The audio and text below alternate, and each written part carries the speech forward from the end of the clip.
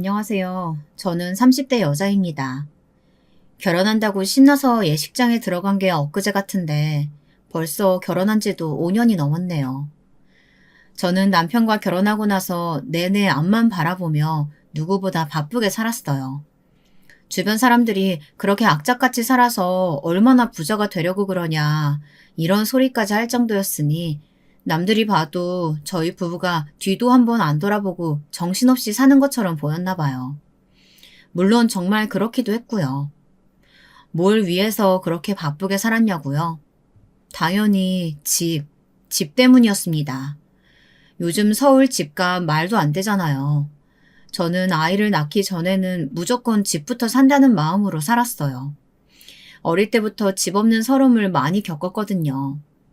집주인이 아무 때나 찾아와서 멋대로 집을 둘러보지를 않나. 이사 갈 때 이것저것 꼬투리 잡아서 이사가 늦어진 적도 있었죠.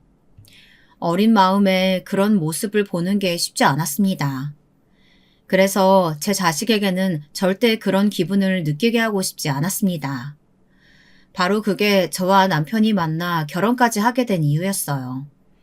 어릴 때부터 저나 남편이나 비슷한 가정 환경에서 자랐어요. 그래서 오히려 더 결혼을 서둘렀죠. 하루라도 빨리 부모님에게서 독립해 나와 둘이 열심히 벌어서 모으다 보면 지금까지 살아온 것보다 더 나은 인생을 살 수 있을 것 같았거든요.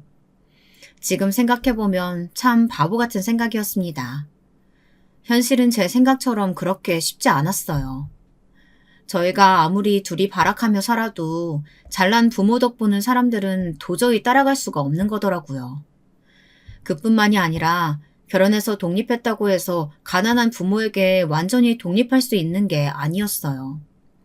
사실 저나 남편이나 둘 다 가정 환경이 좋지 않았습니다. 저는 밑에 동생이 둘이나 있는 장녀였고 남편은 아들만 둘인 집의 둘째 아들이었습니다. 서로 형편이 비슷하고 어릴 때부터 살아온 환경이 비슷해서인지 처음부터 공감대가 형성되며 금방 친해졌어요. 저와 남편은 대학 동기예요. 함께 공부하던 친구들 사이에서 유독 저와 남편 둘만 매일 생활비 걱정, 등록금 걱정을 하며 지내다 보니 매번 둘이 같이 돈 되는 아르바이트란 아르바이트는 같이 했어요. 서로 정보 공유도 많이 하고요. 처음엔 저도 단순히 나 같은 애가 또 있구나 하는 마음 정도로 친하게 지냈는데 같이 취직 준비까지 하면서 붙어 다니다 보니 어느새 정이 들더라고요. 무엇보다 저는 남편이 좀 안쓰러웠어요. 저는 집안의 큰딸이라 그런지 좀 독한 편이었거든요. 부모님도 제게 바늘로 찔러도 피 한 방울 안 나올 것 같다고 하실 정도니 말 다 했죠. 제가 대한민국 장녀치고는 희생정신이 강한 편은 아니었거든요.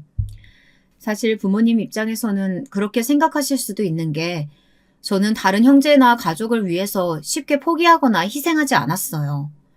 오히려 욕심이 많은 편이라 동생들에게도 지고 싶어 하지 않았죠. 그럴 수밖에 없는 게 저희 부모님은 자식들 공부에 별로 관심이 없었어요. 가난한데 자식이 셋이나 있다 보니 셋 다 대학에 보내기에는 무리라고 생각하셨던 것 같아요. 그래서 서울에 4년제 못 갈 바에는 대학은 꿈도 꾸지 말라고 하셨어요. 저는 부모님에게 그 이야기를 듣는 순간 왜인지 정신이 번쩍 들었습니다. 그전까지는 특별히 공부를 열심히 하진 않았거든요. 오히려 제 바로 밑에 남동생이 공부는 잘했어요. 그런데 부모님이 재수는 절대 안 된다. 전문대나 지방대는 아예 생각도 말라고 하시니 저는 발등에 불똥이 떨어져 공부에 매진했습니다. 저는 결국 해냈어요. 당당히 서울의 4년제 대학에 합격했습니다. 부모님은 썩 달가워하시지 않았지만 그래도 저는 기뻤어요. 그런데 문제가 생겼습니다. 부모님께서 약속을 지키지 않았어요. 입학금만 내주시고는 등록금은 저더러 알아서 하라고 하셨죠. 그런 게 어딨어. 엄마 아빠가 분명히 4년제만 들어가면 등록금은 다 내준다고 했잖아요. 우리도 그러려고 했지. 근데 상황이 달라진 걸 어떡해. 너희 아버지 일 없어서 저렇게 뺑뺑 놀고 있는 거 안 보여? 지금 네 등록금은커녕 동생들 급식비도 못 내게 생겼어. 그럼 나는 어떡해. 대학도 가지 말라는 소리야? 입학금 내줬잖아. 등록금은 네가 학자금 대출 받으면 되지. 뭐가 걱정이야? 당시에 아버지는 인테리어 관련 일을 하고 계셨는데 워낙 경기가 안 좋을 때라 일이 없어서 거의 수입이 없었어요. 그나마 어머님이 식당에서 일하셨어요. 겨우 얼마 되지 않은 그 월급으로 5식구가 살았으니 힘들만 했습니다. 그래도 저는 너무 속상했어요. 아직 사회에 나가지도 않았는데 공부만 하는데도 빚이 생긴다니 마음이 좋지 않았습니다. 하지만 어쩌겠어요. 제 팔자가 그런걸요. 저는 대학에 입학하자마자 바빴습니다.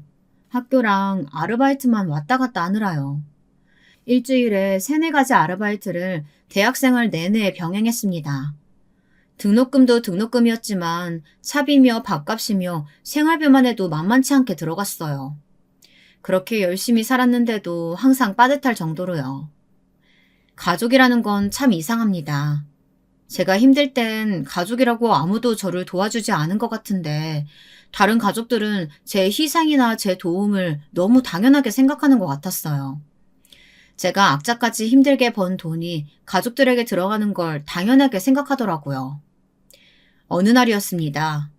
어머니께서 뜬금없이 제게 모아놓은 돈이 얼마나 되냐고 물으시더라고요. 그때는 제가 너무 어리고 순진했어요. 저도 모르게 제가 가지고 있는 금액을 순순히 솔직하게 이야기해버린 거예요. 내 딸이지만 참 대단하다. 1년새 그렇게 모은 거야? 어쩐지 하루도 안 쉬고 열심히 일하더라. 암튼 잘 됐다. 이번에 네 동생 등록금은 그 돈으로 내면 되겠다. 저는 제가 잘못 들은 줄 알았습니다. 엄마는 저걸 칭찬이라고 하시는 건가 싶었어요. 알기로는 둘째 동생이 생각보다 점수가 좋지 않아서 4년제는 못 가고 전문대에 합격한 걸로 알고 있어요. 저한테는 전문대는 아예 갈 생각도 말라고 하셔놓고 엄마는 말을 싹 바꿨습니다. 동생은 그래도 남잔데 전문대로도 나와야 하지 않겠냐고 하시더라고요. 저는 거기까지는 뭐 그렇다 쳤습니다. 동생이 4년제를 가든 2년제를 가든 저랑은 상관없는 일이니까요. 그런데 돈 얘기는 엄연히 달랐습니다. 저더러 동생 등록금을 내주라뇨. 지금 제 등록금도 급한 판에 말도 안 되는 소리였어요. 내 등록금을 왜 쟤를 줘? 쟤도 학자금 대출받으면 되잖아. 동생에게 모질게 이야기하고 싶지 않았지만 엄마 행동에 저도 모르게 말이 좋지 않게 나갔어요. 너는 그래도 1학년은 다녔으니까 잠깐 휴학해도 되잖아. 휴학하고 아예 돈 더 많이 벌어서 앞으로 남은 학년 좀 편하게 다녀도 되고. 근데 네 동생은 2년이면 끝나는데 그걸 가지고 번거롭게 대출까지 받을 게 뭐 있어. 네가 양보 좀 해. 저는 아무리 가족이라도 용납할 수가 없었습니다. 이건 양보가 아니라 엄연히 제 돈을 뺏어가는 거였어요. 그리고 왜 엄마 마음대로 휴학을 하니 많이 결정하는 건지 이해할 수가 없었습니다. 저는 여기서 물러설 수 없었어요. 지금까지 알게 모르게 장렬하고 부모님을 위해서 나름 희생한 것들이 있었어요. 아르바이트비를 쪼개서 꼬박꼬박 생활비도 드렸거든요. 그 돈 내 학비 내려고 모은 내 돈이야.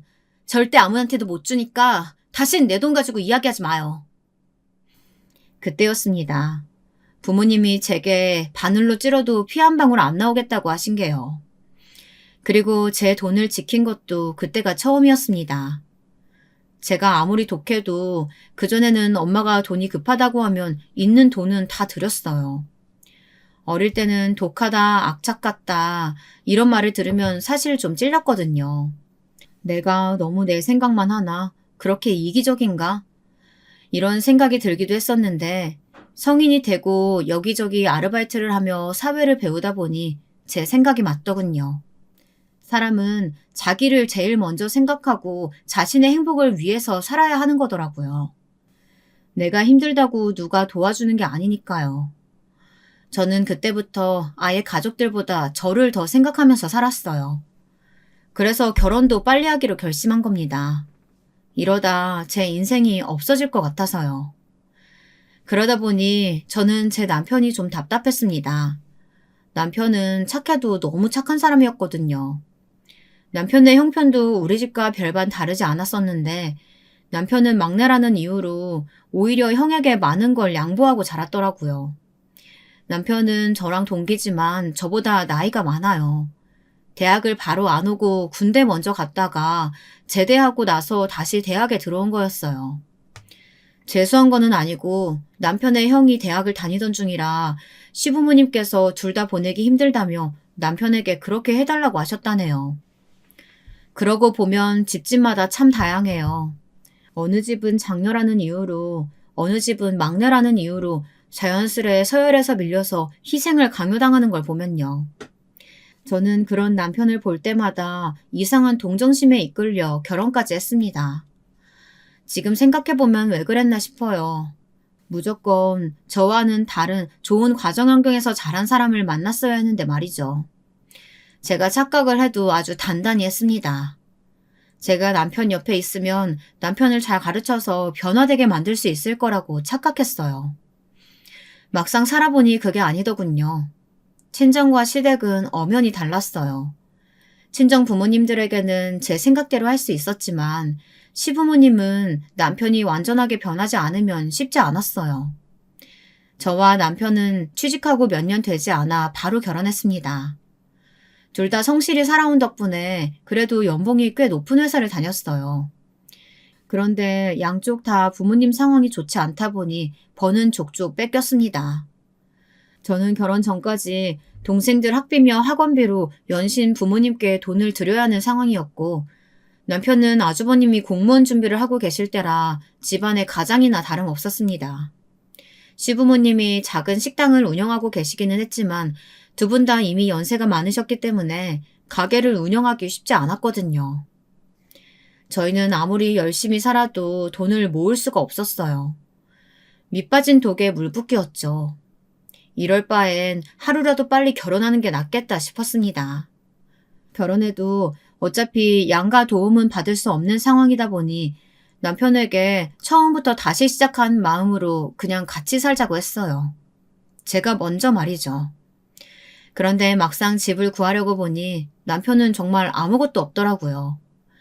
번 돈을 몽땅 다 시댁에 갖다 줘서 한 푼도 없다네요. 그나마 제가 모아둔 얼마 되지 않는 돈으로 결혼 준비를 시작했어요. 그런데 그 돈으로는 서울에 작은 월세방 하나도 못 구하겠더라고요. 주변에 함께 대학 다녔던 친구들이며 선배들이 하나둘 결혼했어요. 저희보다 취직도 늦게 하고 연애 기간도 짧았었는데 다들 문제없이 쉽게 결혼하더라고요.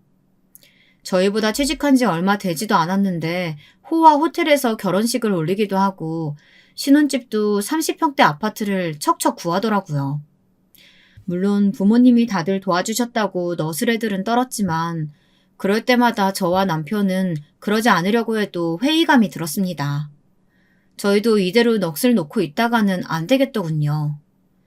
저는 결국 진정한 경제적 독립을 하기 위해 결혼을 결정했습니다. 저희가 가정을 이루면 더는 가족들에게 시달리지 않아도 될 것 같아서요. 저희의 예상대로 양가 부모님은 결혼에 호의적이지 않았습니다. 이미 성인인 두 사람이 결혼하겠다는데 마치 무슨 잘못이라도 하는 것처럼 구셨죠. 집안의 큰딸이 돼서는 이렇게 생각이 없다니까. 남동생이 줄줄이 둘에다가 몇 달 있으면 동생 제대하는데 하필이면 지금 결혼하겠다는 게 말이 돼? 둘째 제대하는 거랑 내 결혼이랑 무슨 상관이야. 내가 하고 싶으면 하는 거지. 아버지한테 손 안 벌릴 거니까 괜한 소리 할 거면 아예 하지를 마요. 뭐야? 내가 지금 돈 달랄까봐 이래? 지금까지 네가 우리 집 가장이나 다름없었는데 갑자기 시집 간다고 하면 어떡해? 그래도 네 동생이라도 제대해서 취직할 때까지는 기다려야지.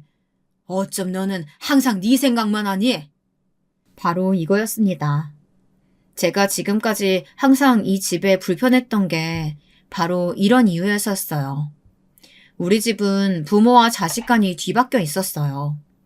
제가 돈 벌기 시작하고는 아버지는 아예 일도 거의 나가질 않으셨습니다. 제가 결혼해버리면 아버지가 나가서 다시 일을 해야 하니 동생이 제대해서 취직할 때까지 기다리라는 이야기였습니다. 그 순간 확실히 알겠더라고요.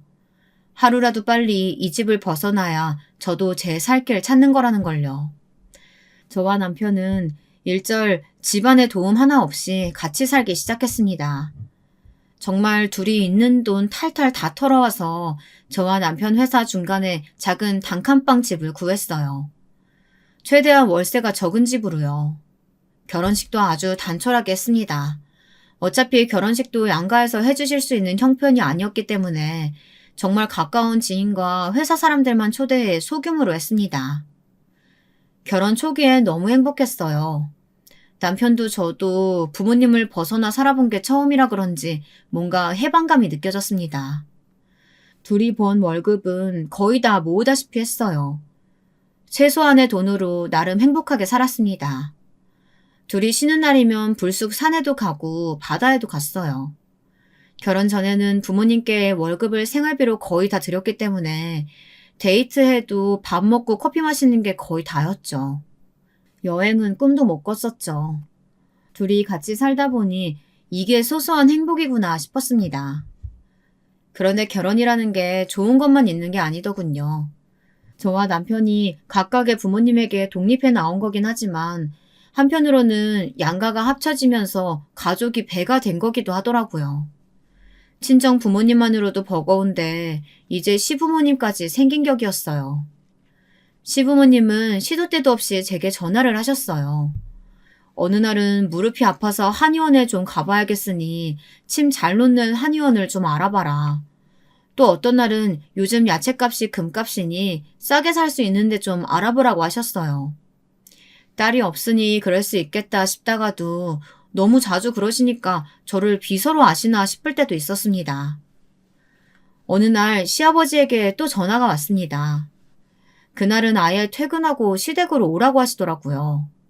그래서 남편과 함께 그날 바로 퇴근하고 시댁으로 갔어요. 시부모님의 분위기가 어딘지 좀 달라 보였습니다. 평소에도 제게 살갑게 잘 해주시지는 않았지만 그래도 말 한마디라도 좋게 해주셨었는데 그날은 좀 차가워 보이시더라고요. 평소와 다르게 구신 데에는 다 이유가 있었습니다. 알고 보니 지금까지 말은 하지 않으셨지만 저희가 결혼한 이후 시부모님께서 저희 부부에게 불만이 좀 있으셨더군요. 내가 며느리한테까지 이런 소리 해야 하나 말아야 하나 고민했는데 그래도 너도 이제 우리 집 사람이니 알려주는 게 맞다 싶어 내가 불렀다. 너희는 도대체 부모를 어떻게 생각하는 거니? 아버지, 그게 무슨 말씀이세요? 저희한테 뭐 서운한 거라도 있으세요? 나랑 너희 엄마 나이가 내일 모레면 70이야. 그런데도 자식이라고 아들이 둘이나 있는데 둘 다 영 변변치 않아서 노인네 둘이 아직도 식당 일 하고 있다는 게 말이 되니? 갑작스러운 시아버지 호통에 남편은 어쩔 줄 몰라 하더군요. 말도 막 더듬으면서요. 사실 남편은 저와 약속한 게 있었어요. 양가 부모님 모두 경제적으로 여유롭지 않으시니 때문에 결혼하고 나서도 결혼 전처럼 도와달라고 하실 수도 있으니 우리가 최소한 도와드릴 수 있을 만큼만 정해서 딱 그만큼만 도와드리기로 했어요. 그 이상은 절대 안 되는 걸로 하자고 약속했습니다. 사실 친정보다는 시댁이 그나마 좀 나은 상황이었어요. 시아버지가 물려받으신 땅이 좀 있어서 노후에 그 땅이라도 팔아서 살면 된다고 남편이 이야기한 적이 있었거든요. 저는 당연히 남편과의 약속을 지키기 위해 노력했죠. 저희 부부의 미래를 위해서 친정부모님께 단호하게 했습니다. 남편은 워낙 거절을 못하고 마음이 약한 편이라 걱정됐어요. 그래서 제가 금액을 정할 때도 남편에게 먼저 몇 번이나 물었습니다. 정말 이대로 해도 되냐고요. 그때 남편은 너무 자신있게 본인도 부모님께 단호하게 할 수 있다고 했죠. 그래서 정한 규칙이 양가에 똑같이 20만 원씩 용돈만 매달 드리는 거였는데요. 생신이나 명절에는 조금 더 드리고요. 그게 저희 부부가 할 수 있는 최선이었습니다. 그렇게 해도 둘이 직장 다니면서 집 살 돈 모으는 게 쉬운 일이 아니었거든요. 아무래도 남편은 시부모님에게 제대로 말하지 못할 것 같아서 제가 나섰습니다. 어머님, 아버님 힘드신 거 너무 잘 알죠. 저희가 많이 도와드리지 못해서 죄송해요. 그래도 어머님, 아버님은 집도 있고 땅도 있으시잖아요. 저희는 아직 집도 없어요. 앞으로 아이라도 하나 낳으려면 하루라도 빨리 집 사야죠. 그러니까 너무 서운해하지 마세요. 세아가, 너 말 이상하게 한다? 너희 결혼할 때 우리 집 안 사줬다고 지금 시위하는 거니? 그런 뜻으로 말씀드리려고 한 거 아니에요. 저희 둘도 어떻게든 잘 살아보려고 하는 일인데 서운해하시는 것 같아서 드리는 말씀이에요. 서운한 게 당연하지. 우리 둘째 이제 돈 좀 벌어온다 싶었더니만 네가 쏙 빼앗아 간 거잖아. 그러면 당연히 생활비 정도는 넉넉하게 보내줘야지. 꼴랑 20만 원이 뭐니 20만 원이. 없는 집들은 이래서 평생 가난하게 사는가 봅니다. 어떻게 저런 식으로 생각할 수 있을까요? 30이 다 된 자식이 장가가서 가정을 꾸렸는데 며느리한테 아들을 뺏어갔다니요. 시댁도 저희 친정과 별반 다를 게 없었어요. 시부모님도 아들이 결혼도 안 하고 부모 품에서 평생 돈이나 벌어다 바치길 바라셨나 봅니다. 저희 부부한테 20만 원은 무지 큰 돈이에요. 저희가 집 사고 자리 잡으면 당연히 도와드릴 테니까 지금은 좀 이해해 주세요. 저는 심한 말을 쏟아내고 싶은 거 꾹 참았습니다. 그래도 제가 사랑하는 남편의 부모님이시니까요. 하지만 그 이상은 도와드릴 수 없다는 것을 단호하게 말했습니다. 암튼 요즘 것들은 아주 자기들밖에 모른다니까. 지금까지 먹이고 재워서 키워놓으니까 다 자기들이 알아서 큰 줄 알지? 시아버님은 어쩜 저희 부모님이랑 토씨 하나 안 틀리고 똑같이 말씀하시더군요. 너무 신기했습니다. 잘났다 잘났어. 얼마나 대단한 집 사려고 저렇게 독하게 군대. 그럼 생활비는 됐으니까 너희 아주머님 고시원비는 너희가 좀 내. 그 정도는 할 수 있지? 저는 제 귀를 의심했습니다. 정말 저희에게 하신 말씀이 맞나 싶어서요. 시어머니는 마치 저희가 시부모님에게 빚이라도 진 것처럼 당연하게 아주버님 고시원비를 요구하셨어요. 저는 그럴 수 없다고, 그걸 저희가 왜 내냐고 소리를 치려고 했는데 옆에 있던 남편이 제 손을 꾹 잡더라고요. 그만하라는 뜻이요. 알았어요. 형 고시원비는 제가 알아서 할 테니까 이제 이런 일로 소라까지 불러서 잔소리하지 마세요. 저는 그날 집에 오면서도 분이 풀리지 않아 남편에게 따져 물었습니다. 한 푼이라도 아끼려고 신혼집도 여기저기 다니면서 제일 월세가 싼 집으로 구한 건데 아주버님 고시원비까지 내주면 무슨 소용이냐고요. 그런데 세상 착한 남편은 자기가 다 알아서 하겠다고 신경 쓰지 말랍니다. 남편이 본인 용돈으로 쓰는 회사 성과급에서 알아서 내겠다네요. 그러면서 하는 말이 어차피 아주버님 시험도 얼마 안 남았다면서 별일 아니라는 듯이 말하더라고요. 저는 남편이 너무 답답했지만 어쩌겠어요. 그래도 제가 고른 남편이니 제가 이해해야죠. 사실 저희 부모님도 시부모님과 별반 다르지 않으세요. 남동생이 제대하고 얼마 되지 않았을 때 일입니다. 친정 부모님이랑 남동생이 저희 신혼집에 왔어요. 남동생이 제대하고 처음 집에 오는 거라 저는 신경 쓰여서 동생이 좋아하는 음식들을 이것저것 차렸습니다. 장녀로 사는 게 정말 너무 힘들었어요. 부모님이 동생까지 데려온 이유가 있었더라고요. 알고 보니 부모님이 사시던 전셋집이 있었는데 그 집 전세를 뺐대요. 저는 아예 모르고 있었습니다. 처음 듣는 이야기였어요. 알고 보니 친정아버지가 사고를 치셨더라고요. 아버지가 지금까지 카드를 돌려막기 하고 계셨대요. 현금 서비스까지 쓰시면서요. 그걸 최근에서야 친정엄마가 알게 되셨답니다. 아니 아버지란 인간이 매일 흥청망청 여기저기 돈 쓰고 다니길래 나는 당연히 자기가 벌어서 쓰고 다니는 줄 알았더니만 그게 다 현금 서비스였다지 뭐야. 당신이 어지간히 돈 가지고 지랄하니까 내가 못 견디고 그런 거 아니야. 내가 이래서 다 갚는다니까 왜 사위까지 있는 앞에서 이래? 이 인간이 사위 앞이라고 쪽팔린 건 아나 보지? 갚기는 당신이 무슨 재주로 갚아? 그만 좀 해요. 그래서 뭘 어쩌자고 우리 집에 온 건데 나한테 카드값이라도 갚아달라고 온 거야? 저는 남편 앞에서 쪽팔렸습니다. 바로 얼마 전에 시댁일로 그렇게 한바탕 하고 왔는데 친정일까지 터졌으니 말이죠. 내가 무슨 염치로 너한테 돈을 갚아달라 그래. 시집 간다고 해준 것도 없는데. 네 아버지가 받은 현금 서비스 이자가 너무 비싸서 당장 감당이 안 돼. 우선 전세 보증금 빼서 갚고 남은 돈으로 엄마랑 아빠 막내만 살 월세집 구했어. 셋만 산다고요? 그럼 둘째는? 그래서 말인데 둘째만 좀 너희 집에서 잠깐 신세 좀 지자. 월세집이 좁아도 너무 좁아서 그래. 엄마, 그게 말이 돼? 우리 집 보면 몰라? 여기도 단칸방 월세집인데 내가 동생을 어떻게 데리고 살아? 옆에 창고방 있잖아. 거기서 몇 달만 좀 데리고 있어. 둘째도 취직하고 나면 자기 집 구해서 알아서 나갈 거야. 어릴 때부터 우리 부모님에게 궁금한 게 있었습니다. 가난하면서 자식은 왜 셋씩이나 낳았을까? 바로 그 순간에도 아주 뼈저리게 느껴졌습니다.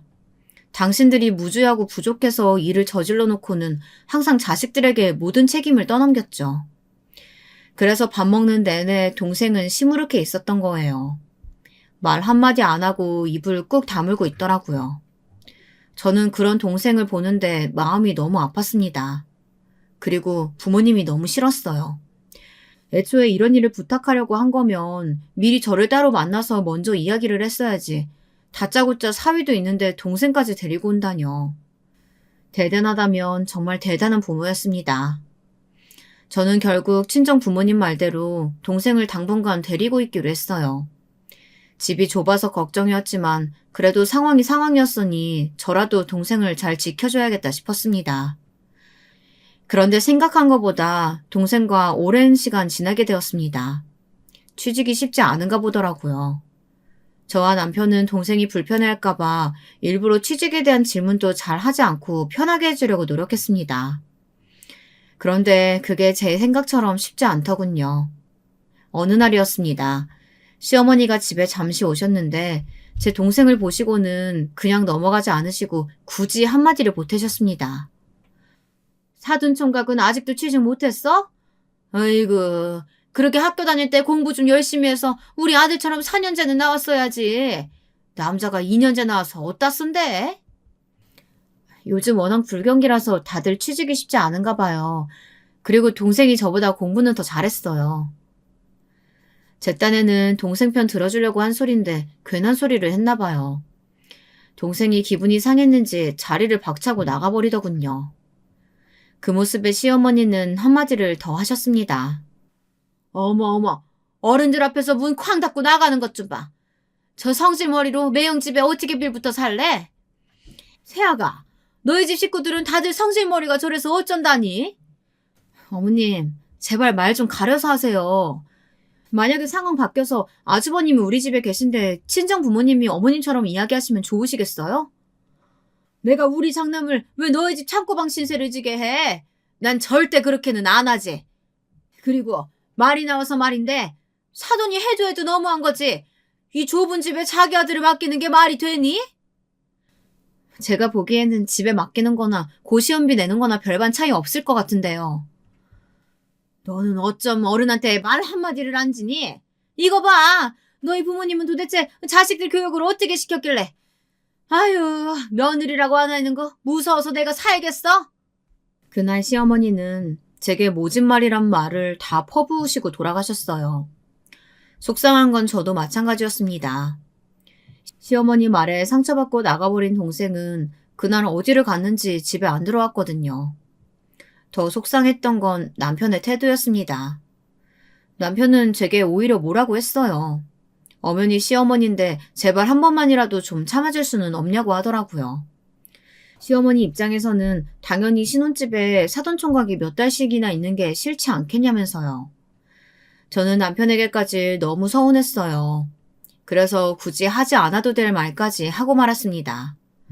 그럼 제 동생 고시원비도 내주면 되는 거 아니냐고요. 결혼이라는 게 원래 이렇게 힘든 걸까요? 아니면 저와 남편이 둘 다 가난한 집 자식들이라 힘든 걸까요? 둘이 만나서 행복한 가정을 만들어 보겠다고 결혼한 건데 막상 결혼하고도 서로의 가족들에게 전혀 벗어나지 못하고 있었어요. 거기다가 결정적인 순간에는 서로가 아닌 각자 가족들의 편에 서게 되더라고요. 한번 그런 일이 생기니 저도 모르게 자꾸만 자존심을 세우게 됐습니다. 남편에게까지 말이죠. 이해합니다.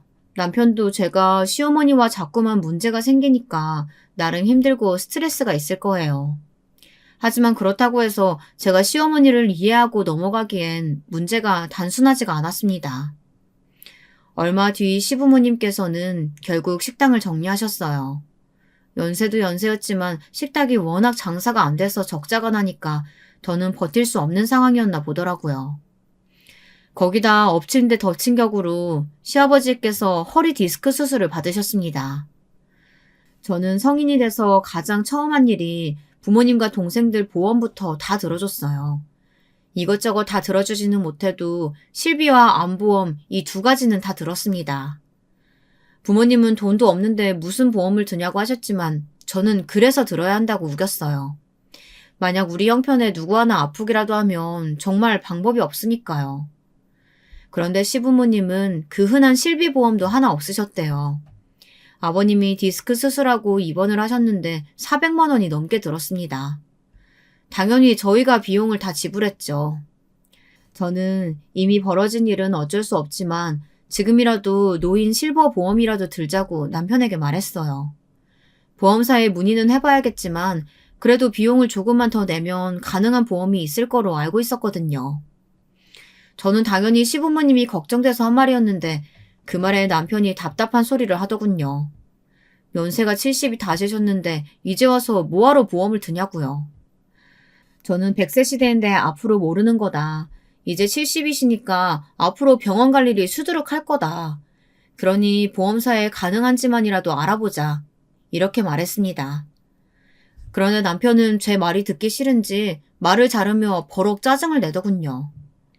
당신 제발 정도껏 좀 해. 우리 아버지 디스크 수술비 낸 게 그렇게 아까워서 그래? 그럼 내 월급에서 까면 되잖아. 열심히 모으는 것도 좋지만 쓸 때는 써야지. 저는 어안이 벙벙해서 할 말이 없었습니다. 절대 그런 의도로 남편에게 말한 건 아니었어요. 단지 앞으로 병원 갈 일이 많을 텐데 지금이라도 보험 들어놓는 게 낫지 않겠냐는 거였습니다. 그런데 남편 눈에는 그런 제가 돈독이 오른 여자처럼 보였나 봐요. 제가 지금까지 잘못 산 걸까요?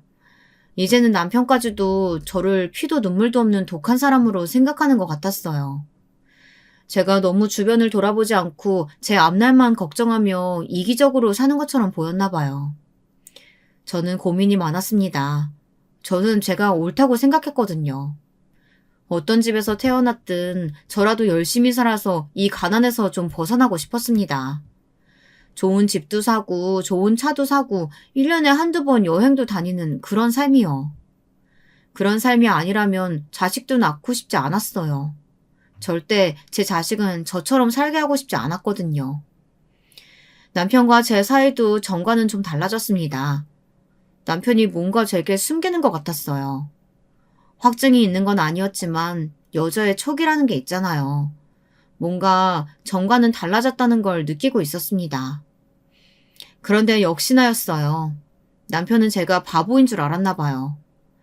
따로 통장을 만들면 제가 모를 줄 알았나 봅니다. 남편이 저 몰래 돈을 빼돌리고 있었어요. 결혼 초에 저희 부부는 서로에게 절대 비밀을 만들지 않기로 약속했기 때문에 저는 남편에 대해 다 알고 있었습니다. 월급, 성과급, 보너스는 물론이었고 통장 개수, 통장 비밀번호까지 모두 다 공유하는 사이였죠. 어느 날 연말정산 내역을 보는데 이상한 게 있었습니다. 요즘은 휴대폰으로 주민등록번호만 쳐도 1년에 얼마를 벌었는지 아주 상세하게 나오잖아요. 남편은 제가 얼마나 꼼꼼한 사람인지 잠깐 망각했나 보더라고요. 제가 매년 남편 연말정산까지 미리 다 확인했었는데 말이죠. 남편의 수입이 제가 아는 것과 차이가 있었습니다. 그래서 그날 밤 몰래 남편 휴대폰으로 계좌를 확인했어요. 가만 보면 남편은 참 단순한 사람이에요. 숨기고 싶었으면 비밀번호라도 바꿨어야지. 저희 부부가 공동으로 쓰는 비밀번호로 설정을 해놨다군요. 비상금 계좌를 말이죠. 제가 아는 계좌 말고 따로 새로 만든 계좌가 있었습니다. 거기에 차곡차곡 비상금을 쌓아뒀더군요. 그때까지만 해도 저는 남편이 귀여웠어요. 저희 부부가 아무래도 집 살 돈을 모은다고 굉장히 빠듯하게 살았으니 남편도 답답할 만했습니다. 자기가 번 돈이니 그중에 일부는 비상금으로 두고 싶을 수 있겠다 이해했어요. 그런데 남편의 비밀은 거기서 끝이 아니었습니다. 계좌 내역을 확인했더니 그 통장에서 나간 돈은 모두 다 시어머니 이름으로 출금이 됐더군요. 저는 순간 배신감에 손이 덜덜 떨렸습니다. 저라고 가난한 친정 부모가 안쓰럽지 않겠어요? 취직도 안 돼서 매일 우울해하는 동생이 안 불쌍했겠습니까? 저는 남편과 한 약속을 지키려고 정말 월급에다가 명절 보너스까지 다 공개하고 몽땅 다 통장에 저축했습니다. 남편이 그럴 사람은 아니지만 혹여나 동생을 데리고 있다는 죄로 생활비라도 더 들어가면 눈치 보여서 제가 갖고 싶은 거 하고 싶은 거 모두 다 참아가면서 버텼어요. 제가 감수해야 할 일이라고 생각하면서요. 그런데 남편은 제게 일말의 죄책감도 없이 너무 쉽게 약속을 어겼어요. 제가 시댁을 일절 돕지 않았다면 이해했을 겁니다. 용돈에 병원비, 사소한 외식비까지 당연하다는 듯 항상 저희가 다 감수했는데 남편이 지금까지 저 모르게 보낸 돈이 1년치만 해도 몇백은 되더라고요. 순간 제가 누워있는 월세집이 너무 초라하게 느껴졌습니다. 지금까지 제가 이 집에서 믿고 산 남편이 제가 알던 남자가 맞나 싶어서요. 다음날 저는 남편에게 동생이 없을 때 따로 이야기를 했어요.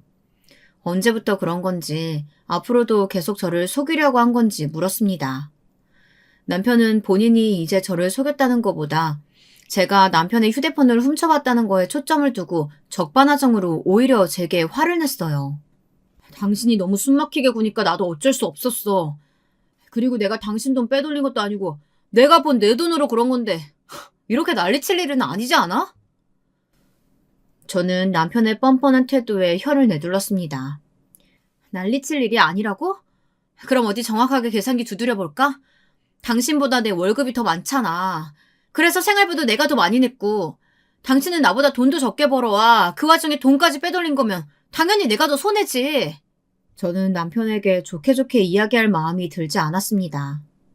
우리 부부는 이미 신뢰가 깨져버렸으니까요. 남편은 제 말에 자존심이 상했는지 연신 씩씩거렸습니다. 순간 그 모습이 너무 꼴보기 싫더라고요. 그래서 저는 조금 더 강하게 나갔습니다. 좋아. 당신 잘못한 거 없다 이거지? 난 당신같이 약속 어기고 멋대로 말 바꾸는 사람하고는 절대 못 살아. 어차피 이렇게 된 거 우리 그냥 헤어져. 저도 될 대로 되라였습니다.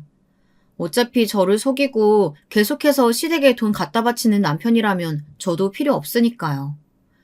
그런데 제 말에 남편은 어쩔 줄 몰라 하더니 제 손을 꽉 잡았습니다.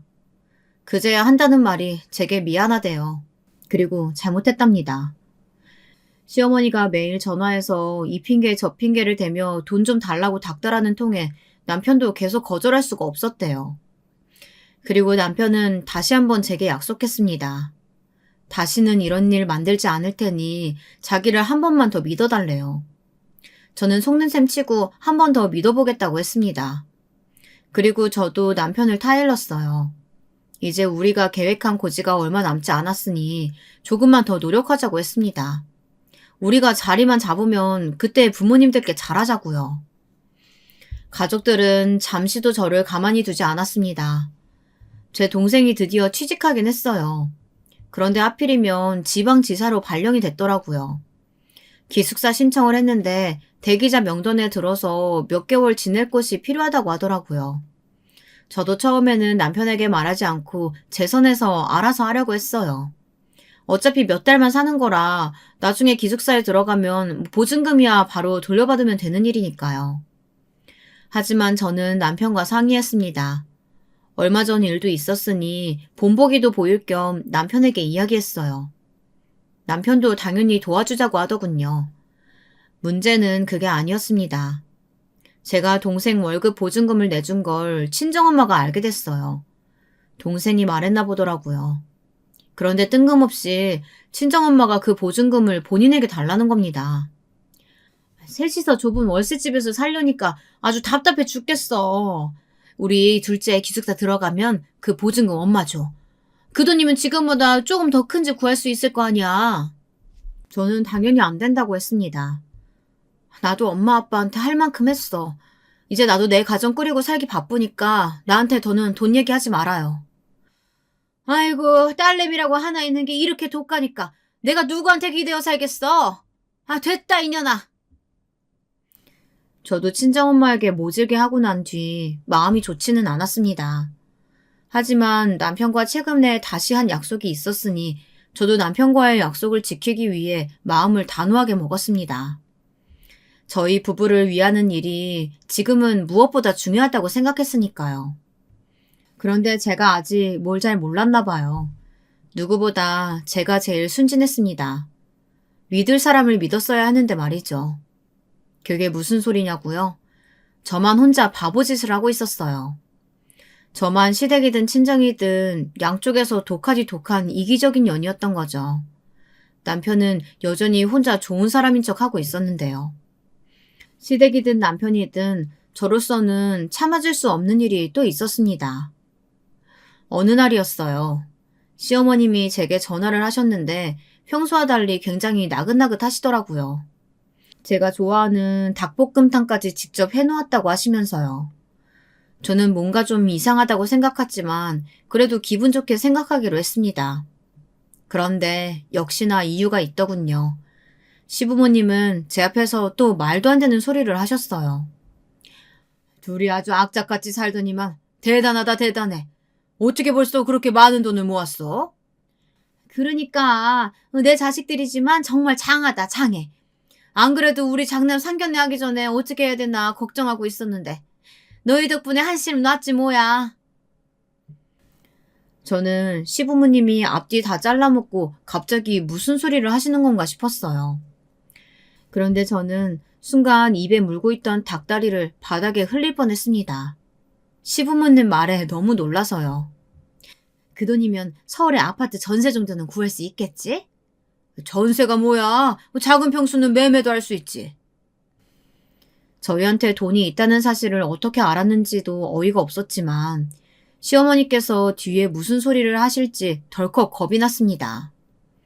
그래서 저는 무슨 돈을 말씀하시는 거냐고 오히려 시어머니에게 되물었어요. 저는 그때까지도 바보같이 남편이 저와 한 약속을 어겼을 리 없다고 믿고 있었거든요. 결혼하고 나서부터 저와 남편이 목표로 했던 금액이 있었습니다. 딱 5억이요. 5억만 모으면 뭐든지 할 수 있을 것 같았거든요. 그 돈을 최근에 드디어 거의 다 모았어요. 그 정도 돈이면 평수 큰 아파트는 아니어도 저희가 목표로 했던 동네에 투룸 아파트 정도는 살 수 있을 것 같았으니까요. 남편과 하나 더 약속한 게 있어요. 이사 갈 때까지는 누구에게도 말하지 말자고 약속했습니다. 저희가 돈이 있는 걸 알면 양가 부모님 누구도 그냥 계실 분들이 아니니까요. 돈이요? 무슨 돈이요? 어머, 얘 시치미 떼는 것 좀 봐. 우리 아들이 벌써 다 말했어. 연봉이 많아서 그런가? 어떻게 금방 5억을 모으니? 대단하다. 잘하면 아파트도 한 채 사겠던데? 저는 숨이 턱 막히는 것 같았습니다. 남편이 시어머니에게 이야기를 했나 봐요. 도대체 왜 그랬는지 모르겠습니다. 저는 순간 남편을 쏘아보았어요. 저와의 약속을 이렇게 쉽게 또 어기다뇨. 화가 났습니다. 하지만 지금은 남편에게 화내는 것보다 더 중요한 일이 있었어요. 시부모님의 말을 잘 받아쳐야 했습니다. 멍청한 남편을 대신해서 제 돈은 제가 지켜야 했으니까요. 세아가, 너도 들었지? 우리 장남이 공무원 시험도 떨어지고 직장도 변변치 않아. 그래서 사돈이 글쎄 결혼을 반대하다지 뭐야. 저는 조금도 듣고 싶지 않았습니다. 그래서 계속 남편만 째려보고 있었죠. 그런데 눈치 없는 시어머니는 말을 쉬지 않으셨어요. 네 예비 동서가 초등학교 선생님이잖아. 그 좋은 홍사를 어떻게 포기해? 우리가 서울에 아파트 한 채 떡하니 사주면 사돈댁에서도 홀라당 넘어오지 않겠어?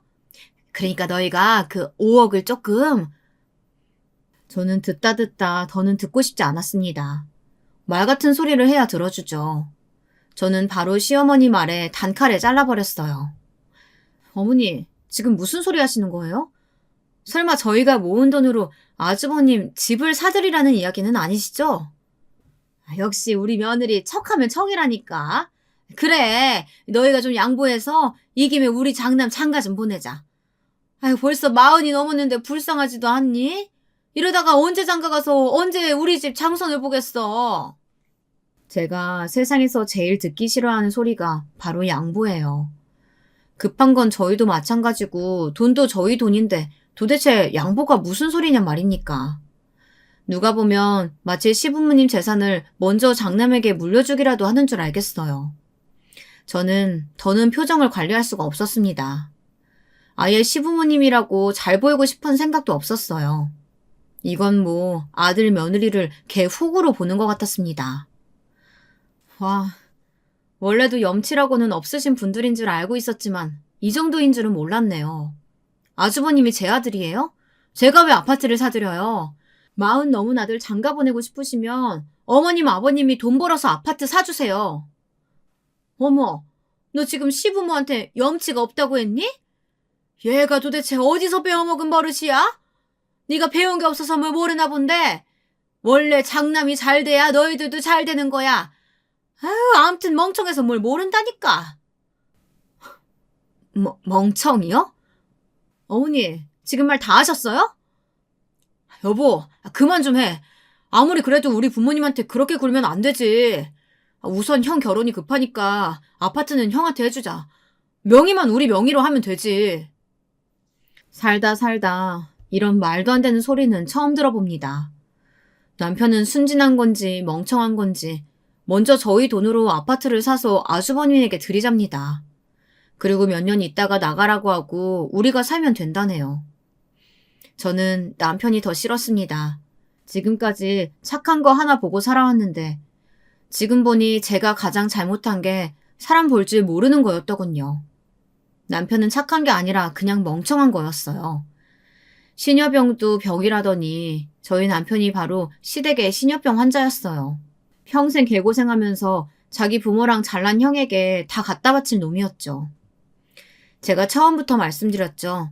저는 찔러도 피 한 방울 안 나오는 독하디 독한 년이라고요. 더는 제 남편 같은 저런 인간과 살 이유가 없었습니다. 저런 인간 때문에 망할 시부모까지 감당할 이유도 없었고요. 저는 이미 다 끝났다고 생각했어요. 남편과의 관계도 제 결혼 생활도 말이죠. 어차피 다 끝난 김에 본때를 보여주자 싶었습니다. 다신 제 앞에 아무도 나타나지 못하게요. 똥 밟아도 아주 개똥을 밟았네. 됐고, 난 더는 못하겠으니까 우리 이혼해. 아니지. 우리 아직 혼인신고도 안 냈으니까 그냥 헤어져. 그리고 우리 모은 돈 5억, 그거 다 내 통장에 들어있는 거 알지? 당신이 한 2억 모으고 내가 한 3억 모았나? 저는 시어머니가 만든 음식에 냅다 침을 뱉어버렸어요. 마음 같아서는 시어머니 얼굴이나 남편 얼굴에 뱉고 싶었지만 꾹 참았습니다. 자기 왜 그래? 어른들 앞에서 지금 뭐 하는 거야? 남편은 아직도 사태 파악이 안 됐는지 어른 같은 헛소리를 하더라고요. 도대체 이 집에 어른이 어디 있다고 그러는지 모르겠습니다. 남편은 아주 황당한 얼굴로 어쩔 줄 모르더군요. 그 얼굴을 보고 있자니 더 화가 끌어올랐습니다. 왜 그러긴, 이 눈치 없는 새끼야. 내가 지금 너랑 헤어지겠다고 말하는 거 아니야. 오늘 바로 내 집에서 나가. 안 그러면 네 돈 2억도 안 줄 거니까. 알아서 해. 돈 받고 싶으면 질쩍거리지 말고 깔끔하게 떨어져. 저는 한시도 이 거지 같은 집구석에는 있고 싶지 않았습니다. 그래서 제 할 말만 던지고 나오려고 했어요. 저는 아쉬울 게 없었어요. 이렇게 될 거라는 걸 미리 알고 혼인신고를 안 한 건 아니었지만 잘 됐다 싶더군요. 그리고 2억은 돌려줄 거예요. 물론 다시는 제 앞에 나타나지 않는다는 조건으로요. 세아가, 너 왜 이래? 우리가 설마 너희 이혼하라고 그런 거겠어? 너희가 돈이 있다고 하니까 우리가 살짝 제안을 해본 거지. 됐다 됐어. 내가 힘든 마음에 쓸데없는 농담한 거니까 없던 일로 하자. 사태의 심각성을 모르는 건 시어머니도 마찬가지였습니다. 그래서 저는 다시 한번 말씀드렸어요. 어머니 좋으시겠어요. 호구 아들이 돈 2억이나 가지고 이혼하니까 그 돈으로 잘난 장남 장가 보내면 되겠네요. 자, 그럼 다들 잘 먹고 잘 사세요. 저는 그대로 시댁을 나왔습니다. 그리고 다음 날 작은 트럭 한 대를 불러서 남편 짐을 모두 다 시댁으로 보냈어요. 집 비밀번호도 바꿔버렸죠. 그리고 남편에게 2억을 주고 공증까지 받았습니다. 다시는 제 앞에 나타나지 않기로 계약서를 썼어요. 그 난리를 겪고도 제가 잘 지내냐고요? 저는 생각보다 아주 잘 지내고 있어요. 제 이혼 사실을 알고 저희 친정에서도 난리가 났지만 저는 일절 시댁에서 있었던 일에 대해 이야기하지 않았어요. 그러면 제가 돈이 있다는 걸 친정에도 말해야 하니까요. 저는 이제 시댁이든 친정이든 정말 지긋지긋합니다. 그래서 아예 이사했어요. 회사 근처에 작은 원룸을 전세로 들어갔습니다. 그리고 돈은 계속 열심히 모으고 있어요. 제가 이제 목표로 하는 돈은 10억입니다. 회사 생활만 열심히 해서 10억이 모이는 대로 좋은 아파트를 살 거예요. 아무에게도 말하지 않고 혼자 조용히 살 집이요.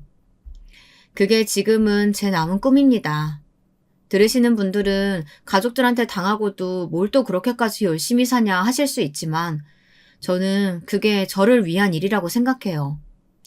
이렇게 지독하게 살아온 이상 제 이름으로 된 좋은 집 하나는 가져봐야 하지 않을까요? 여러분도 마음속에 담아두신 꿈 꼭 이루시길 바랄게요. 제 긴 이야기 끝까지 들어주셔서 감사합니다. 안녕하세요. 저는 40이 넘은 여성입니다. 유튜브 보면서 이것저것 찾아보다가 사연 유튜브 보고 제 사연도 보내보고 싶어서 쓰고 있어요. 시댁하고 좀 황당한 일을 겪었거든요. 저는 지금 서울에 살고 있고요. 그리 경제적으로 막 부유한 편은 아니지만 그래도 맨손으로 시작한 것 치고는 제법 열심히 잘 살고 있다고 생각합니다. 남편도 워낙 성실하고 부지런한 사람인데다 우리가 저축도 열심히 하고 재테크도 열심히 했거든요. 평생 정말 한눈 한 번 안 팔고 우리 부부 두 사람이서 우리 가정을 위해서 최선을 다해 살았다고 자부합니다. 덕분에 우리 아이들도 잘 자랐고요. 지금 중학생 1명과 고등학교에 올라가는 아이 하나가 있어요. 둘 다 공부도 잘하고 우리 부부 속을 전혀 썩이지 않는 고마운 아이들이지요. 우리 부부는 겉으로 보기에는 전혀 걱정할 일이 없어 보이기는 해요. 하지만 그렇다고 모든 일이 다 좋을 수는 없는 법이라 사실 아주 오래된 문제거리가 하나 있기는 했어요. 바로 저희 시댁이었죠. 우리 부부는 20 중반에 결혼했어요. 평범한 연애 결혼이었는데 당시 저나 남편이나 둘 다 빨리 결혼하고 싶어 하던 터라 사귄 지 1년도 되지 않아서 결혼을 했지요. 그래서 사실 각자의 가정에 대해서는 잘 몰랐어요. 제 쪽은 그냥 평범한 부모님 밑에서 자랐고 상당히 온화한 가정이었기 때문에 저희 친정은 그리 문제될 것이 없었지요. 하지만 남편 쪽의 시댁은 좀 문제가 달랐어요. 시댁은 굉장히 각박한 느낌이랄까요? 시어머니, 시아버지 두 분 다 그런 느낌이었는데요. 남편이 어릴 때에도 뭔가 가정에 도움이 될 만한 일을 하지 않으면 용돈을 주지 않으셨대요. 예를 들어 쓰레기 치우기라거나 설거지라거나 청소라거나 이건 뭐 아이 경제관념을 기르기 위해서 그럴 수 있다 치는데 심지어 밥까지도 그랬다는 거예요. 시어머니는 남편이 제대로 청소를 하지 않으면 맨밥에 간장만 주었고 어떤 때는 간장도 없이 맨밥만 먹으라고도 했대요. 난 진짜 그때부터 우리 어머니 별로 안 좋아했어. 남편은 지금도 그때를 생각하면서 투덜거릴 때가 많아요. 아니, 내가 뭐 고등학생, 대학생 이럴 때도 아니었다니까. 중학교도 들어가기 전이었어. 그 어린애한테 내가 지금 이만큼 무사히 큰 게 다행이지. 그러게. 아동기에 영양 섭취 제대로 안 되면 잘 안 큰다는데 당신은 그래도 평균보단 큰 편이잖아요. 그러니까 말이야. 우리 어머니 아버지 뭘 하시는지 알아? 그 유전자도 당신들 거니까 평생 고마워하면서 살래. 그리고 맨날 나한테 그 허술한 밥상 주면서 나중에 당신들 늙으면 용돈 한 달에 500씩 주면서 모시고 살아야 한다고 맨날 그랬어. 아, 진짜 싫다. 사실 저희 부부 중 시부모님과 사이가 더 안 좋은 건 남편이었어요. 저라도 시부모님처럼 저를 키운 부모님이었다면 남편처럼 알레르기를 일으켰을지도 모르겠어요. 겉으로 보기에 시댁은 매우 정상적인 가정처럼 보였고, 사실 남편이 당했던 게 아동학대인가 아닌가도 잘 모르겠긴 하지만, 그렇게 좋은 교육 방법이 아니었던 것만은 확실하지 않나요? 그런데 또 형은 그렇게 교육을 안 시켰단 말이야. 그러게 말이야. 지난번에 추석 때 술 마시면서 당신이 그 이야기 꺼내니까 아주버님이 금시초문이라는 듯이 말씀하시던데. 형은 장남이라고 뭐든지 프리패스였어. 얼마나 차별을 받았는데. 잘못해도 회초리 한 번도 맞은 적 없고 매번 청소나 설거지 안 해도 어머니가 쫓아다니면서 밥을 먹였다고. 하긴 아주버님 진짜 예뻐하시긴 하지. 내가 화가 나서 형하고 이야기 안 한 지 오래되었는데 지난번 추석 때 한 번 이야기한 게 처음이거든. 역시나 이야기하고서 괜히 내 속만 터졌지. 아휴. 남편은 매번 시부모님과 시아주버님 이야기만 나오면 고개를 절레절레 흔들었어요. 실제로도 시부모님은 마치 시아주버님과 남편이 다른 피인 것처럼 대하셨죠. 집안의 장남인 시아주버님과 둘째 아들인 남편. 얼핏 생각하면 작은 아들이 더 예쁠 것 같은데 전혀 아니었나 봐요. 특히 시아버지도 가족 많은 집의 장남이라 장남이 귀했다고 하더라고요. 시아주버님 위로 시어머니께서 임신을 했다가 유산까지 하신 상황이었기에 시아주버님이 태어나셨을 때 엄청나게 기뻐하셨다고 하더라고요. 그래도 그렇지 장남하고 둘째 아들을 이렇게나 차별하는 건 처음 봐서 좀 의아하기는 해요. 차라리 그 시절 남녀 차별이 있었다고 하면 이해나 하겠는데 그것도 아니라 똑같은 아들인데 말이에요. 아무튼 그래서 시댁에 가면 항상 속 터지고 배알 틀리는 일이 참 많았어요. 명절이 되면 친척분들이 많이 오는 집이라서 음식을 해야 할 일이 참 많았는데 언제나 저희 부부가 먼저 도착해서 있으니 자연히 일도 저희가 더 많이 하게 되었지요. 저는 일 많이 하는 걸 피하는 성격도 아니고 해야 되면 기분 좋게 하는 타입이거든요. 그래서 뭐 어느 정도 상황에 따라 제가 더 많이 일을 하는 건 상관이 없어요. 다만 그게 매해 반복되고 10년이 넘도록 계속 저 혼자 음식을 한다면 문제가 좀 있죠. 어머님, 아니 뭐 이렇게 많이 사놓으셨어요? 많기는 뭐해가 많냐? 육전하고 동태전 아무리 많이 해놓아도 너희 친척들 몇 명 왔다 가면 아주 싹 쓸어가지고 간다. 어머님이 너무 많이 싸주시니까 그렇죠. 다들 좀 적당히 가져가야 다음 손님이 드시는데. 뭐? 예끼 이거 사? 그렇다고 손님한테 음식 한 통 안 싸보내니? 우리가 조금 더 많이 하면 되는 것을. 하지만 어머님, 이거 다 하려면 진짜 골 빠져요. 얼마나 힘든데요. 너 지금 네가 일한다고 유세 떠는 거냐? 아, 됐다 됐어. 너 나와라. 늙은 내가 하고 말지. 젊은 것이 유세 떠는 꼴 나는 못 본다.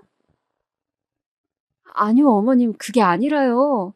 제 말은 그게 아니라요. 아니에요, 됐어요, 어머님. 제가 할게요. 어머님이 하시면 이거 시작도 못하고 명절 끝나요. 매번 이런 식이었어요. 저희가 추석이나 설에 일찍 시댁에 도착하면 시어머니는 정말 너무 많이 음식 재료를 사놓으셨고 저는 입이 대빨 나와서 툴툴거리다가 결국 시어머니가 빽 소리를 지르시면 얼른 기가 죽어서 음식을 시작하는 시기였죠. 처음에 신혼 때는 시어머니가 뭐라 하시든 꼼짝도 못하고 아예 말도 못했는데 그래도 이제 나이도 먹고 시어머니를 겪은 지 상당히 오래되고 나니까 불평이라도 할 수 있게 된 거였어요. 남편은 그렇게 부엌에서 갈려나가고 있는 저를 보면서 안타까워했지만 그렇다고 남편이라고 가만히 있는 건 아니었으니까요. 평상시 시부모님 두 분이서만 살아서 손 못 대고 살던 여러 가지 힘쓰는 일이나 귀찮은 일들을 죄다 남편이 왔을 때 시켰어요. 하다못해 뒷베란다 하수구 막힌 걸 뚫는 것도 그랬고 안방 전구를 가는 거라든가 화장실 곰팡이 제거제 바르는 것까지도 그랬죠. 시댁에만 가면 저희 부부는 엉덩이를 붙이지도 못했어요. 저희 아이들을 데려갔더니 아이들까지도 일을 시키려고 하셔서 기겁을 하고 애들은 아예 시댁 갈 때는 데려가지도 않았어요. 아니면 데려갔다가도 바로 나가서 놀라고 용돈을 줘서 내보내든가요. 애들을 그런 식으로 키우면 안 된다. 평소에 일도 시키고 혼도 내고 해야 빠릿빠릿해지는 거지. 애비를 내가 그렇게 키워서 저렇게 모든 일을 잘하게 된 거란다. 너희 애들 너무 둔에 빠지고 일을 못해. 아유, 어머님. 집에서는 애들이 지들 먹은 거 직접 설거지도 하고 집 청소도 하고 잘해요. 그런데 명절에 할아버지 할머니 댁 왔으니 나가서 놀라고 하는 거죠. 그러니까 친가에 왔을 때 어른들 공경하면서 일을 도와주는 걸 배워야 한다는 거다. 마찬가지로 둔한 네가 애들을 가르치긴 뭘 가르치니? 좀 더 시댁에도 자주 다니고 시부모님 공경도 하고 그래야 하는데 그 기본적인 것도 안 하면서. 시어머니가 그렇게 저한테 속사포로 쏘아붙이면 시아버지는 맞는 말이라는 듯 옆에서 고개를 끄덕이고 있었어요. 화장실에서 남편은 혼자 실리콘 보수하느라고 진땀을 빼고 있는데 시아버지는 차 한 잔 앞에 두고 신문만 읽고 있는 꼴이 어찌나 꼴이 보기 싫던지요. 저희가 그렇게 고생을 하고 있으면 추석 당일이나 설 당일에 시아주버님 부부가 느긋하게 오고는 했어요. 그 집은 애들 둘은 다 조기 유학을 보내서 국내에는 부부뿐이었지요. 아침 상까지 다 봐서 힘들게 해놓고 나면 그제서야 시아주버님과 형님이 고개를 들이밀고 생글거리면서 시부모님한테 인사를 하고는 했죠. 어머, 동서, 이번에도 정말 맛있는 거 많이 했네? 네. 아유, 얘, 둘째는 한 것도 없다. 내가 준비 다 해놓은 거 좀 돕기만 했다. 내가 다 했어. 어머, 어머님, 역시 솜씨가 좋으세요. 어머님, 진짜 항상 손맛 좋은 건 알았지만 항상 놀란다니까요. 형님은 제가 해놓은 전을 손으로 집어먹으면서 시어머니의 팔짱을 끼고 애교를 부리고는 했어요. 그러면 시어머니는 만족스러운 얼굴로 전을 하나 더 집어서 쥐어주면서 거실로 가서 쉬어라고 말했죠. 당연히 저는 싱크대에서 음식을 하고 나서 나온 설거지 그릇들을 씻고 남은 준비를 하느라 여념이 없었고요. 간신히 준비가 끝나서 식구들이 모두 자리에 둘러앉고 나서 한술 뜨고 있으면 그제서야 저는 손에서 물기를 닦으면서 자리에 앉을 수 있었어요. 그 와중에도 식구들이 음식을 더 달라고 하면 계속 일어나서 왔다 갔다 하면서 음식을 담아주느라 제대로 제 밥을 먹을 시간이 없었지요. 일어서서 정신없이 움직이는 저를 보면서 형님이 한마디를 했어요. 아우, 동서, 나이가 아직 많지도 않은데 멋 좀 내고 살아라. 지금 입은 거 그것도 홈쇼핑 옷이지? 홈쇼핑 옷이 질도 좋고 값도 싸요, 형님. 그런 걸 입으니까 이렇게 아줌마 같아 보이지? 아직 나이도 그리 많지도 않으면서 나보다도 한 살 어리면서 어째 저럴까 몰라? 도련님은 동서 그렇게 후지게 입고 다녀도 괜찮대? 형님은 항상 제 옷차림을 지적하기도 했어요. 저와는 달리 멋도 많이 내고 얼굴이 정말 예쁜 여전히 날씬한 처녀 같은 형님 모습에 제 아줌마 같은 모습이 의식될 때도 있었지요. 저는 가정주부로서 이런 제 모습이 부끄럽지는 않았지만 동시에 조금 형님과 비교되어서 기가 죽는 것은 있었어요. 시아주버님과 형님은 차를 마시면서 시부모님한테 온갖 아부와 애교를 떨어댔어요. 평소에는 전혀 왕래도 안 하고 뭐 하나 도와드리지도 않으면서 말로는 어찌나 립서비스를 잘하는지요. 시어머니는 아닌 척하면서도 그런 애교와 아부에 기분 좋아하셨지요. 원래도 워낙 예뻐하고 아끼는 장남에 처음으로 맞은 맏며느리라 엄청나게 예뻐하셨거든요. 뭐 예뻐하실 수는 있어요. 다만 시어머니와 시아버지 모두 시아주버님 부부에 대한 애정 때문에 계속 재산을 나누어 주셔서 문제였지요. 몇 년 전쯤이었어요. 어느 날 남편이 퇴근해서 들어오더니 안 좋은 얼굴이더라고요. 너무 표정이 안 좋아서 무슨 일 있었냐고 물었더니 남편이 마른 세수를 하더군요. 아버지가 또 형한테 5천만 원 주셨대. 또? 지난번에도 3천인가 주셨잖아. 그 전에도 1억 주셨고 또 그 전에도 작은 빌라 하나 있는 거 명의 넘겨주셨지. 아주 시간 지날수록 우리가 받을 것까지 다 주실 것 같아. 남편은 답답한지 한숨을 쉬었어요. 사실 그건 저도 마찬가지였죠. 아니 부모님이 자기 재산을 자식한테 주는 거야 좋아요. 하지만 자식이 둘 이상일 때는 적어도 둘 사이에 감정이 상하지 않을 정도로는 배려를 해주셔야 하는 거 아닐까요? 시댁에 아무런 도움도 주지 않는 시아주버님 댁은 그저 장남이라는 이유 하나로 계속해서 돈을 대주고 계셨어요. 언젠가 남편이 거기에 대해서 항의를 한 적이 있었는데 시아버지와 시어머니는 정말 코웃음도 치지 않으시더라고요. 시부모님은 남편이 젊었을 시절 회사에 들어가서 월급을 받기 시작하자마자 일정 금액을 달라고 하셨다고 해요. 그게 그냥 부모님께 드리는 용돈 정도였으면 당연히 이해할 수 있는데 아예 생활비를 달라고 하신 거였죠. 생활비도 아주 많이요. 당시 남편은 아직 젊었고 시부모님한테 어릴 때부터 계속 시달리며 뭐든지 부모님이 원하는 대로 해주는 게 당연하다고 교육받으며 커온 터라 거의 월급의 80% 이상을 그대로 부모님께 갖다 드렸다고 하더라고요. 나머지 돈으로 마치 용돈 받은 대학생처럼 생활했다고요. 그나마 저하고 연애를 시작하면서 그게 좀 이상한 상황이라는 사실을 알게 되었고 자기 돈을 지키려고 애쓰기 시작했죠. 하지만 부모님 밑에서 자란 자식이 그렇게 쉽게 되나요? 결국 저하고 결혼하면서 트러블이 생겼죠. 결혼이 결정되어 인사를 드리러 갔을 때 시부모님은 결혼 후에도 당연하다는 듯이 합가한 후 여전히 월급의 80% 이상을 시부모님께 드리고 일도 제가 다 하면서 살아야 한다고 하셨어요. 그래야 결혼을 허락하겠다고요. 제가 대놓고 대들었던 게 생각이 나네요.